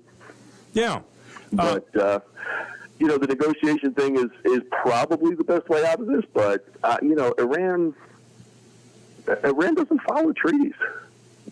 I mean, they really don't. Let me ask you a question. We've had how many of those with him over the years with various presidents, and they just don't follow. Let me ask you a question. You've dealt with people. You and I have talked in the very beginning. For people who haven't heard you from the very beginning of being on our show, you had a chance to negotiate with various people in that region. How do they look at the world differently than we do? Because I think a lot of times we look at things, we say, well, through our eyes, this is what should happen, ... That's not the way they look at things, is it? No, well, I don't think real hatred came to our shores until, wokeism. Before, and that's real hatred. And it's hard to fathom, and it's kind of scary to be around.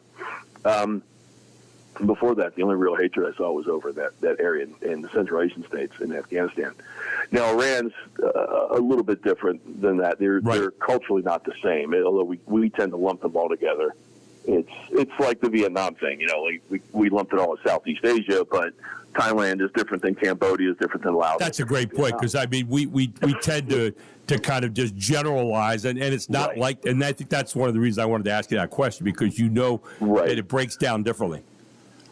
So Iranians are Persians; they're not Arabs. Right. And Afghans are not Persians or Arabs; they're Pashtun mostly. So these are all very different animals. Now, how do the Iranians look at things? Well, that's changed in our lifetime. Before then, they kind of saw themselves as kind of, through the 50s and 60s, the Islamic nations saw themselves as, sophisticated, cosmopolitan, just as good as the West, and we'll work on that and show you. Then the idea of the jihad, came back into fashion, and it went from the inner jihad, the fight with ourselves, which is, most people who follow God, have a problem with that. We've all had to struggle with that thing, but it went from the inner jihad to the outer jihad, and then of course, the Iranian Revolution in '79 or '78, right? And so 79. Since then, the Iranians see things different. They want to run the Muslim world. They want to establish what's called the Caliphate, which is a worldwide Islamic state. They want to start with the Middle East, but mostly they wake up in the morning wanting to know, how can we destroy Israel and the United States today? Wow, that's what they do. Now, that's not every Iranian. There are a lot of they're very techie people. They're very sophisticated, computer-wise, science. Yeah, they are a techie people, which is kind of interesting. They were very open to women being doctors and lawyers and things like that. During the Shah, is what I understand. Of course, after the Ayatollahs took over, that's a very fundamentalist view of the Quran, and Right. so women couldn't do anything, and they had to cover up and things like that. So, there are women, my age and your age in Iran who have had to take a huge step backwards. I love when Joy Reid said that, being in Iran is, for a woman, it's just the same as like being in New York or anywhere else. And I'm just like, where do you No. Where do you people get this? And it's kind of, I don't know. I don't get how they can say that. But yeah, what lens do they see things through? How do we destroy Israel? How do we destroy the United States today? Yeah, and it's so negotiating with them is a whole different deal. And it seems like what they're trying to do right now is just say, well, if we hang on long enough, they'll lose interest. The United States always loses interest eventually. Well, that's what everybody always says with the United States, and yet we have these really long wars. In my lifetime, between Vietnam, which started before I was born, and Afghanistan, just those two, we've been at war for over 30 years. Right. So, and that's just my lifetime. The notion that the United States will just get bored and walk away, I don't know where that comes from, but everybody believes it. It's never been true. Yeah. I don't get it. The Germans said it, the Japanese said it. I don't. The Pashtuns said it, the Iraqis said it. I don't know where that comes from. Mm-hmm. Eventually, we'll leave when it no longer serves our interests. Actually, when it no longer serves a political agenda is when we'll leave. But that's not the same as losing interest. That's just switching interest. But in the meantime, we tend to, as Americans, stay till we think the job is done. Problem is, I think we poorly define the job sometimes. Well, that's a great point. And I think that's kind of where people are right now too, and saying, give us the objective. You've talked about that over all the years you've talked to me on the show here. Yeah. Give me the objective. Let me know what I got to do. Let's go do it and get it done. And so we're not sure right now with what the president says every day and others say every day what that is. Final thoughts here about the last 30 seconds. Well, the president doesn't tell us, and we all get on him about that. But kind of, I'm more in with this president than I am out. Even with the Iran thing, I have mixed feelings about this. I'm not sure we really considered all of the angles, but let's face it. In my lifetime, we've had 10 administrations since the Iranian Revolution. So 10 administrations, like Reagan twice, Bush, Clinton twice, Bush twice, Obama twice, Biden. Okay, Iran's been a problem every single time. Right. And yet, we've got one president who had all the technology finally came together to do what we've done. And really, had the stones to use it. So I don't really have a problem with that. He doesn't communicate well with the country, but on the other hand, look at all the other presidents, all these times that we've communicated well. What has it gotten us? I mean, not much more. A lot of fodder for Sunday morning news nonsense. Well, you make a great point, Joe. Hey, to be continued. So maybe he's doing it right. I don't know. We'll find out. But I think, again, we're all looking for that clear message and the clear objective in the long run. We'll see where that all goes. Joe, I always appreciate you dissecting stuff for us on a Monday morning. Dissecting stuff like this for us on a Monday morning. Have a great week, my friend. Always good talking to you, and thank you again for your service. Major Joe Decree, retired now, here on the Gary Sutton Show, looking at the world through the eyes of a vet. When we come back, looking at the world through the eyes of a guy who lives in Red Lion and is the head of Frank's Marble and Granite. That's Carmine Pantano. He's also the president of Buy Local York Coalition. He was with me on Friday night over at the Keystone Kids Space as we celebrated the giving in York. He's going to get some thoughts on that to you right here on the Gary Sutton Show next, right after this. Carmine Pantano up. It's 8:18.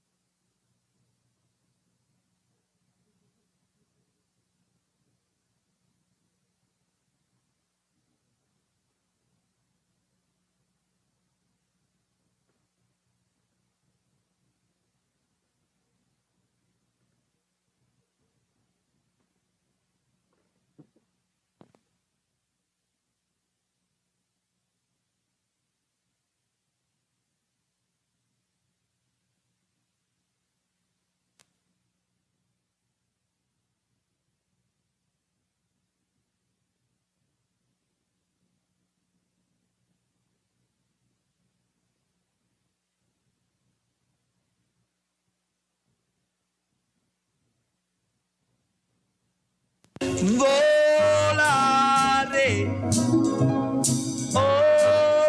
so you're just trying to sleep, but all of a sudden that hits. And they wake you up. Whoa, whoa, whoa, whoa. Yeah. This was, well, first, it was 67 years ago today, on this date. A day that will live in infamy. 1959. The very first Grammy Awards were held. Oh, my. And this song won for what? What do you think it won? Best song that you wish you'd never heard. No. Okay. It was Record of the Year. Get out of here. It was. And what's the guy's name? Domenico Moduno. Yeah. Yeah. Domenico, and who hasn't heard of him, huh? You know what he looks like? What's he that? looks like, who's the guy in Vegas? Wayne Newton. He looks like Wayne Newton with a mustache. Yeah, Yes, a little bit. Like, yeah. There wasn't a wedding, Italian wedding I went to that we didn't sing that. So. And didn't have a guy that looked like Domenico Moduno. Well, that I There you yeah, go. probably. I'm just saying. You're probably a right. little mustache and so forth. And maybe his family was a different kind of family. Anyway, welcome back to the Gary Sutton Show here on WOYK. Carmine Pantano, who is had some Italian in him. Yeah, Frank Pantano, his dad was born in Italy and started Frank's Marble and Granite right over here in Red Lion. But Carmine is also the head of Buy Local York Coalition, and you can find them on the web. But Carmine came over the other night to Keystone Kids Space, and he and I hung out, and we were having a great time as we counted down Give Local York. Good morning, Carmine. How you doing? Good morning. I'm doing great. I'm recovered from a crazy weekend, and what a great Give Local day we had. I'll tell you what, you haven't partied till you hang out with Carmine. Carmine knows how to get it stirred up, man. He was going around, and no one was more excited as we counted down to $6 million and 13,000 donors than you were the other night, right? That's right, man. I had a great time getting everybody pumped up. It was fun. And you were pumping it out there on your website and getting out to social media and doing all that kind of stuff. But from a serious standpoint, when you look at those numbers, over $6 million the other night in giving in 24 hours here in York County, and then 13,900 plus people who donated. I mean, when you talk about that, tell me from your perspective as being a guy who represents a lot of small businesses here in York County, what that meant to you. It's amazing. And not only, do I represent small businesses, also, we have a lot of nonprofits part of the Buy Local Coalition. Absolutely. And I'm actually involved in a lot of nonprofits. And it's important for these nonprofits to get donations to help them run. They serve their community so well and do so many great things. And the only way they can make things happen is by getting donations. And York County showed up on Friday, and they did a great job. You look at the mosaic of York County and all the pieces that go into what make York County, York County. Tell me about the role of nonprofits. Tell me, you're involved in a lot of that. Where do nonprofits fit into all this kind of thing? Because it's really more of a giving kind of situation in all kinds of different areas. Tell me about your thoughts on that. Yeah, I think, unfortunately, even though there's a lot of nonprofits in York, they all do amazing things for York County, whether it's mental health, whether it's something for kids or something for animals or whatever it might be. There's so many good nonprofits here in York County. And I think the other problem is maybe not everybody knows that they even exist. There's so many York Countyans that live here that probably don't even know that there's help for them for mental health. Like Building Bridges for Brianna does things with mental health. You have the different SPCAs and stuff like that, and the different rescues. And there's so much going on in York County. And sometimes I'll talk to people, and they won't even know that there's stuff out there for them to help them. No, I think that's a great point. And I think the 24 hours of giving really highlight that. We try to do a lot of interviews with people in the month prior to that to get people aware of what people are doing in York County. But let me ask you this question, Carmine, because you get around, you talk to a lot of people all the time. Is there a glaring area where we're not addressing things right now in York County? Is there something that stands out to you at all that kind of comes to mind here? I'll be what I mentioned earlier. I actually had a very good talk with Building Bridges with Brianna on Thursday. Okay. And I do think I tell you what, I think mental health is very important, and like something we said, I was on a live with him on Thursday evening, and the biggest thing, one of the things we said was, it's okay to not be okay. Yeah. And it's okay to reach out, and there's people out there that'll try and help you. I've fought depression my whole life and have gotten it under control, but it's still, that's one of those things. That's one of those silent things that you really don't see out there, that people need help with, and they're afraid to ask because a lot of times you feel very lonely. You're out there on an island by yourself, and you say, "Oh my gosh, there's no one around to help," when there really is. But it's hard to see sometimes when you're in that kind of moment. And I think that's a great thing you pointed out right there. Yeah, I think it's very important. Very important. When you talk about Frank's Marble and Granite and what small business is going through right now, we just saw Spirit Airlines shut down over the weekend. And one of the things they pointed out was huge prices for fuel now. Jet fuel is going through the roof. But it's also hitting gasoline. It's also hitting the local business community as well. Talk about that if you would. Sure. And, obviously, with everything going on, obviously the things cost more to do. Spirit Airlines, I don't know if, I think they had troubles before the gas prices went up, but, that's, so I don't want to put the blame on gas completely there, but. Maybe it was the straw that broke the camel's back, so to speak. Right. It was. Yeah. Like myself, it's just one of those where you just, got to deal with it. Right. We have to raise our prices a little bit to deal with it. And then, hopefully, when it comes back down, we can lower our prices again. That's the hope. But we're going strong, so can't complain. The idea, and this is one of the things that comes up. You get a rise in prices of gasoline and so forth, and people say, "Well, I don't want to see you raise your prices." Yet, as a business person, you got to pass that along somewhere. But I think what you said is so important. Bring them back down when things come back down too. So it does have a symmetrical kind of look at it. And I think that's an important point that small businessmen are more attuned to maybe than some of the big companies out there. And I'll say most of the small businesses, probably excluding myself, we wait to the last minute if we have to raise the price. Like if I don't I eat it. Unfortunately, most small businesses just eat it. And hopefully we get through it in the next couple months, and it is what it is. And you say my margins. Yeah, my margins might be different for a little while, but I'm going to take that because I live in the community. People can call you at Frank's Marble and Granite at 244-2685 for a one-on-one meeting, because you don't do group meetings. You do one-on-one. You make sure people get the time and make sure when they're going to do a project in their kitchen or in their bathroom or whatever it might be, that they're getting the right amount of time at Frank's Marble and Granite, right? Yes. Yep. By appointment only, so that we can serve you and one person at a time, so that way our attention is only on you. Well, and that's the way it should be. And franksgranite.com is where you can go to check all that out. But they are ready to help you right now. Check them out today and give them a call at 717-244-2685 or go to franksgranite.com. Appointments are 8 a.m. to 4 p.m. Monday through Friday, right there at 125 Householder Lane, right there in Red Lion. Always good to talk to my friend. It was great hanging out with you on Friday night. Your enthusiasm is always infectious. Thank you. It was a great time. I was glad we could hang out. Thanks, Carmine. Take care. We'll talk to you next week, okay, my friend? You too. Take care. Take care. Carmine Pantano here on the Gary Sutton Show on WOYK. And I found out a few things about Carmine the other night, by the way. He collects worldwide wrestling belts. He's got 4 rooms of this stuff. And it was amazing. He said, "You're going to think less of me when you see this." He said, "You're going to think I've lost it." But I didn't. I mean, it's great. He got into collecting these. Everybody's got different kinds of collections. I'm always amazed. But he's got a collection of these things. Did he say why? No. Bruno San Martino? He actually did say why. He said he went to see one of these things one time, one of these belts, and he said, "Oh my gosh." He said, "This is me." And he actually has a Buy Local York Coalition belt that's shaped like one of those worldwide wrestling belts. It's amazing. He had it with him the other night.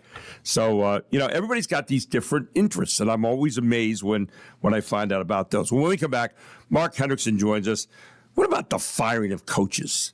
We're going to talk about that this morning. And one local coach comes to mind here, Don Dimoff. We've seen that article in the paper. And I'm wondering when this is going to stop. Maybe it won't. But we're going to talk a little bit with Mark Henriksen about that and coaches and the firing of coaches all here in America on the Gary Sutton Show on WOYK. It is 8:30.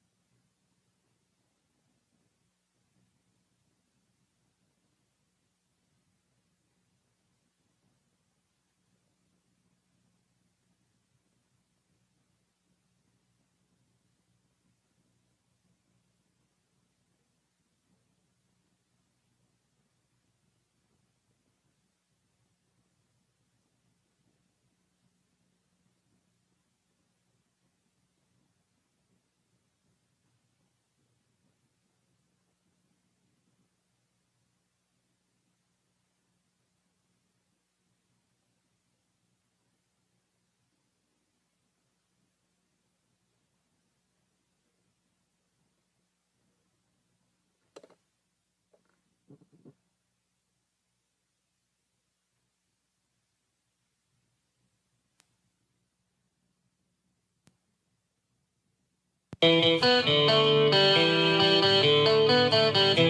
welcome back to the Gary Sutton Show here on a Monday morning, May 4th, 2026, 8:36 here on the show. And we welcome this morning Mark Henriksen, former pitcher for the major leagues and former NBA basketball player. And his Sixers are moving on to another round here, having gotten by the Celtics, and now they're going to play the Knickerbockers. And I guess you're a little happy about that, right, Mark?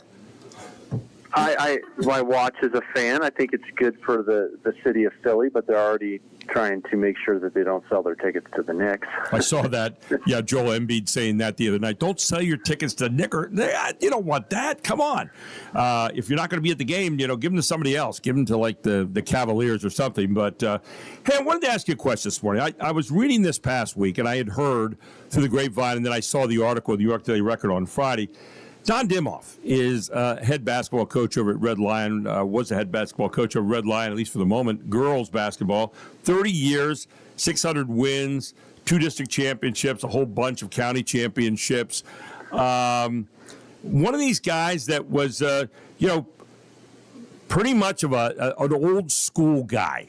And old school meaning that, you told your kids tough sometimes about what they did right and what they did wrong, but you told them.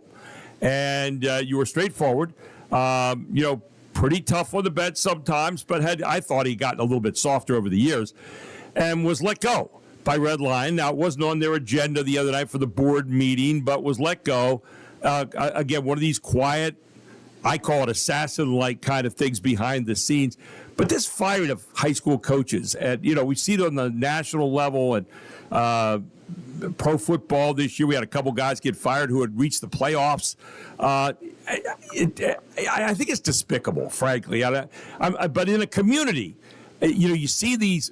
Somebody has an axe to grind, and all of a sudden they get a chance to get the ear of a superintendent or something, and these gutless superintendents step in there and they help to make this happen, and now the community is in an uproar down in Red Lion all about it. I don't know how it's all going to end, but I watch these people behind the scenes, and I just wonder if they really understand what goes into winning and what goes into a championship. I think back to when I was a coach. It wasn't always pretty. It wasn't always beautiful. I'm sure there were coaches around you. It wasn't always pretty. It wasn't always beautiful, but you had coaches who loved you, and yet you wouldn't want parents to see every single moment, would you? Talk about that a little bit, if you would. Well, I mean, first off, Don is very competitive. Anytime you've watched his teams play, he's very intense. And if it was think about it, 30 years. Yeah. So if it was an issue, because I think sometimes you have to understand when it's a man coaching girls, as Gino says at UConn, you got to coach them a little bit different. Well, Don's intense. But I think the feedback that you hear from former players is they respect him. They know he cares about them. Obviously, he's been there 30 years. I mean, that's a long time. Yeah. And so you're doing something right. I don't know behind the scenes what goes on. I think sometimes you have to. It's real. Yeah. I don't want to get in trouble. At some point, participation needs to go out the window. You have to be able to still push people beyond their limits, and I think sometimes good coaches know how to do that. Yep. And know how to do it the right way. I think the only thing that is probably something that needs adjustment over time, and I'm not accusing Don or anybody, of that. It's just you have to kind of adapt to where society is. Yeah. In the sense of how you communicate to people. That does not mean you can't push buttons. You may have to get a little bit crafty in how you do it. Okay. And I think it could be a generation, too. You know that. Well, not every kid's going to respond to the same type of Gary Sutton personality on your teams. Yeah, I was reading something Taylor Miller said in the article I read Friday. She said, I've known him for 25 years. He's not more intense than he was back then. He's a big softy now. The fact that he has all these alumni coming out of the woodwork, if he's so bad, why do these people want to come back and work with him, which they do, and want to support him? I worked with him for 4 years, and I got to tell you, he's tough. I mean, he was like me, but by the same token, his kids called him Dimmy. I told him one time, I said, Dimmy, I'd never be able to call you that if I was just your friend. And I said, in front of the kids, I always said Coach Dimoff or Coach. But he had a relationship, has a relationship with kids. It's really interesting where he can be really tough on them. And yet, in the next moment, he can kid with them. He shows a special kind of good, healthy love for a player. And so for people that don't understand that, and it comes back to something you just said. I think it's a very wise thing you said, Mark, that you got to change over the years, unfortunately. And one of the things that I guess I'm upset about a little bit is if you were doing something wrong, and there weren't any incidences this year that were cited anywhere by anybody, in the article, coaches and players said we weren't asked about any of this. But the idea that if you are 30 years, a little something for the loyalty, maybe, huh? But maybe say if you're doing something wrong that we'd like you to correct, let's give you a period of remediation. Let's give you something that says, all right, here's what we think you're doing. We'd like to see you adapt. We're going to give you a period of remediation for this. And if you can't do it, then maybe then we have to let you go. But this idea that at one time you said hard work, being tough, all that was all a badge of honor. Now you're saying, well, we still want you to work hard, but you got to do it a different way. I think there's a little time of adjustment that at least should be afforded to people who've given you that kind of loyalty over that period of time. Your thoughts? Yeah, I mean, let's be honest, it's high school coach. And a high school coach, and he's been around long enough that he's impacting girls in his program that are not just on the high school team. Right. He's probably involved in middle school and even some of their youth programs. And so that's impacting girls at a very impressionable age for multiple years. And it's not like the salary is $1 million thing that you got to, you're committed all this money to. A lot of these coaches at the high school level are giving of their time. They're not doing it for the money. They're doing it for the love of sport and the love of teaching kids. Yeah. And like you said, if it's something wrong, you owe it to the public, you owe it to his players, you owe it to him. Why? Yeah, exactly. Why? I mean, that's one of those things because it's like anybody who's been a coach at that level knows the amount of commitment that it takes to just be impactful. And it's extra time that you're not getting compensated for as much as you should. And what bothers me is it's one of these things done behind the scenes in the dark by a couple of people. Most of the board members weren't even aware. Wasn't even on the agenda that night to be discussed, and yet they said we wouldn't let him go. So I asked someone, I said, well, he's teaching courses down there. Is he being fired from that? I said, oh, no. He's very popular. He's doing a great job teaching. Kids come into his classroom all the time. They like it. They like the fact that he's doing a good job. So I'm thinking, all right, something doesn't sound right here. Something is bad. And having going through that myself, I know what that's like in a year where we won a state championship. I was a tough guy. Listen, there are nights as a coach where you go home and you say, man, I didn't leave this as well as I should have last night. Tomorrow I'm going to find a reason to compliment a player no matter what. But they think coaches never evaluate themselves. I think coaches are evaluating themselves all the time. What's been your experience over the years and what you've seen with coaches? You've been around a lot of them. I've had slip-ups too. Anytime you're a coach, I think the impact, and most coaches respect the profession, and they do it for the betterment of just really wanting to impact people. Yeah.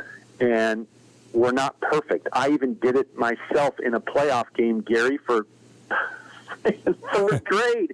I was just, the effort wasn't there, and a word slipped out, and I knew right when I said it, I was like, oh no. Yeah. God, like of all the times, cool, calm, collective, pro athletes should have an understanding, and it slipped, and it was just like, I heard about it. I apologized to the parents. I said, I'm so sorry. Yeah. I apologized to the team in the moment. But you just, there's so much emotion that's involved with coaching as well. Yeah. And I think, if anything, with Don, if you've been around him, he's doing it the right way. I mean, just go to a summer AAU tournament and look at some of the Looney Tunes that are coaching kids in summer ball. Oh, yeah. They're ridiculous. Yeah. Now, he's making a commitment to the school and the program. Well, and I've been around him. Like I said, I had the advantage of being around him for 4 years and, operated as a freshman coach for a while and also as assistant head coach. And one of the great things that I saw about him was his preparation, attention to detail, caring about doing the very best for his kids. And it wasn't all about ego. It was about, helping his kids and making sure they were the very best prepared they could be. And, I always admired that about him, and I still do. I'm hoping, this idea of apology and I'm sorry maybe comes from the people up top for a change. That maybe someone could say, you know what, maybe we were hasty. Maybe we didn't do this the right way. Maybe we should have given him some loyalty. This idea of loyalty is kind of becoming lost. And I think it's about time that our communities, whether it's a school district or a team or whatever, says, you know what, this guy deserves a chance. Let's go back there and let's redo this, and let's make it public, as you said. Let's make sure that people are able to say, here's a guy that's given us a long time. Let's give him another chance because he deserves it. He frankly does. Yeah, communication. That's the biggest thing. You know what I mean? And it's one thing, like you said, at least just have some clarity. Yeah. Own up. If it's one of those things you want to go in a different direction, you're not happy with the stuff. Okay, so be it. In a world, that's fine. You'll respect that, but you got to, give something for the fact that people commit so much time and energy. You can't say that enough beyond their job. Right. And here's a guy again that had his team in the Final 8 in the state again this year. I mean, you're looking at great. If you watch his team, Gary, you know he's prepared. They're very fundamentally sound. I mean, I've watched Red Lion play. I mean, obviously, I'm involved in the girls' area of York with my daughters, and his teams are always prepared. They play very fundamental basketball. I mean, they play hard for him, too. Yep, they do. And they represent, I think, his kind of attitude, and they're tough and all that. But you know what? That's all part of it, and the girls have gone on to be very successful from his program in other fields. So you got to say, gosh darn it, there's got to be a better way of doing this than just going out and saying, okay, we're going to do what the present day happening is all across the country. Just fire somebody. No loyalty. Those days ought to end, and they ought to end right now in Red Lion. So we'll see. But always good talking to you, my friend. Thank you so much for taking the time this morning, and we'll catch up to you. And we got to get that round of golf in soon. I want to see your game. I want to check you out a little bit. I thought you might be bringing up Scotty Scheffler again because I looked at the another second tournament. There he is, top 5 again. It's like yeah, and he went home to his wife and said, "How'd you do this week?" I finished second again. Only made $2 million this week, honey. I'm sorry, but I don't think there's any dumpster diving in his future coming up at all. No. It's amazing. But this other guy that won over the weekend, I mean, he's really turned into a winner now. He's doing a great job. Well, needless to say, if they film our round of golf, we will not be of that caliber. You got it. We can sure try, but we're not going to be. No, not. But we can aspire to higher heights all the time. How'd that sound? Yeah, that's true. What if one of us goes in the 60s? Oh, my gosh. Well, I hit the 70s yesterday in a big match. I was in a GAP match, a golf association in Philadelphia. I played one of the best rounds I've ever had, and I beat a guy that was 45 years younger. That's what really felt good. In the 70s? You're that good? 76. I got 76. Practice? Yeah, from the back. From the championship tees, man. Come on. A little love this morning. This isn't a pitch and putt, Gary. Championship tees, come on. I was championship tees. I was a blue tees. I had to play with everybody else, even though I'm older. I'm just saying. You're playing all the time. I haven't picked up a club in a year. Well, will you please start the practice so you can come out and we can play together? There you go. We schedule it. You give me at least a week notice. I'll be ready to go. You have a week notice right now. That's all I need. All right, good. Let's get at it. All right, Hendrickson. Make sure Daryl doesn't want us back, so we can't have any conflicts. That's exactly right. Yeah, Daryl's got something to say about all this. So, well, they're out of town right now, so you and I can get a little golf in, all right? Okay, because I'm thinking I should probably schedule it the day that I'm going to do commentary. So then if I win, I can just say, oh, hey, Gary, I got to go. That doesn't sound like you ducking a challenge. I'm not buying that at all. So wouldn't that be great? And then you can bring me some food while I'm in the booth. Yeah, right. I'll talk to you later. Have a good week, Mark's my friend. laughing. I hear Mark in the background. Mark is always laughing. Yeah, he likes that. All right. That was good. I'll catch you. Take Have care. A good week. You too. Bye-bye. Mark Hendrickson here on the Gary Sutton Show. And, talking about the firing coach this morning. I'll tell you what, Red Lion, get it right. Figure it out and get it right, okay? You did it the wrong way. Get it right. I'm Gary Sutton. This is WOYK.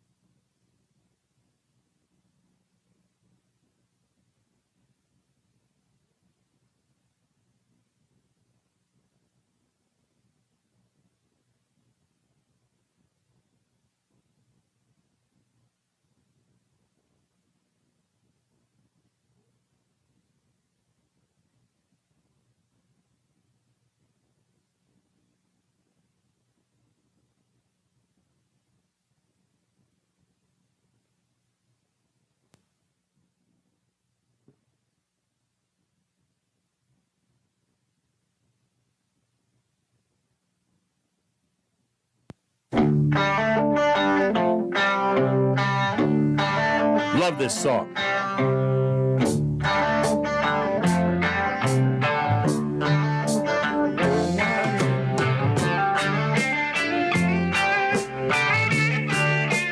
Has a very similar sound to the Woodstock song when they're coming in the beginning. Same era. Yeah. Little bit of lyric. Tin soldiers and Nixon's coming. We're finally on our own. This summer I hear the drumming. For dead in Ohio. Yikes. Yeah. 56 years ago today, on this day, 1970. Yep, there you go. Kent State University in Ohio, National Guardsmen opened fire on anti-war protesters, killing 4 students and wounding 9 others. And then Neil Young heard about it and wrote the songs. I remember I was in college at that time, and I think I was starting I was late in my first year when that was all happening. And I remember the protests and all that on campus. And it was a very different time. But anyway, some news you might have missed this morning. The average cost of gas has soared to $4.45 a gallon, if you didn't hear us this morning earlier.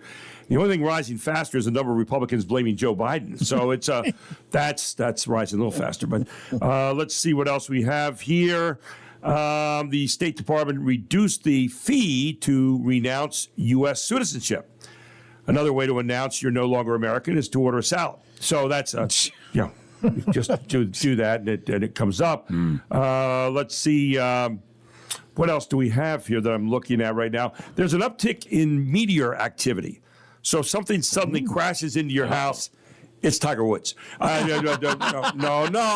that's bad. That we shouldn't go there. And let's see. Mexico City is sinking by nearly 10 inches every year. There's a scary thought. If your city is sinking, Mexico City is sinking by nearly 10 inches every year, which means the cartel is constantly having to rebury bodies. I mean, it's a really tough job that they have. The trend is expected to slow down as more Mexicans start using Ozempic. So will it'll be down to like 8 inches a year or something like that. Let's see what else we have. The Motion Picture Academy issued a rule that says only humans can be considered for acting awards, which is terrible news for Tom Cruise. I mean, you like Tom Cruise. I He's do. a good actor. Yeah, there it is. Let's see. Regal Cinema is charging $50 to see Dune Part 3 in 70-millimeter IMAX on opening night. Wow. That sounds like a lot, but it's less than $1 per millimeter. So there you have that as well. Doesn't count. Yeah.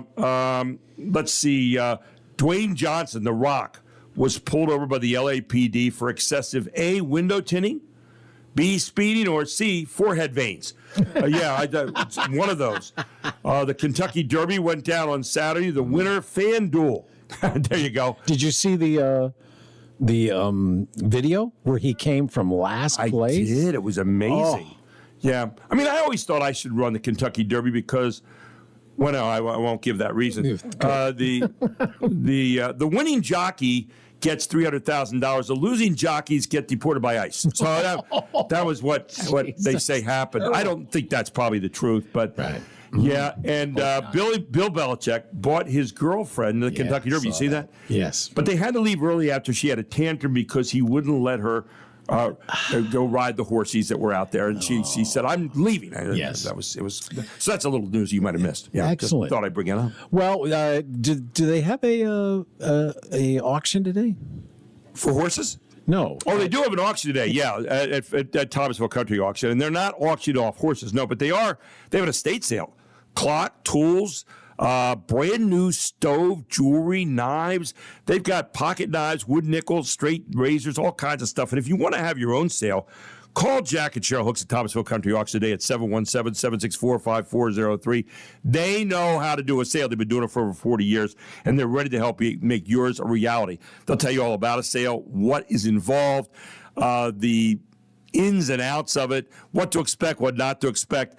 And all you have to do is give them a call at 717-764-5403.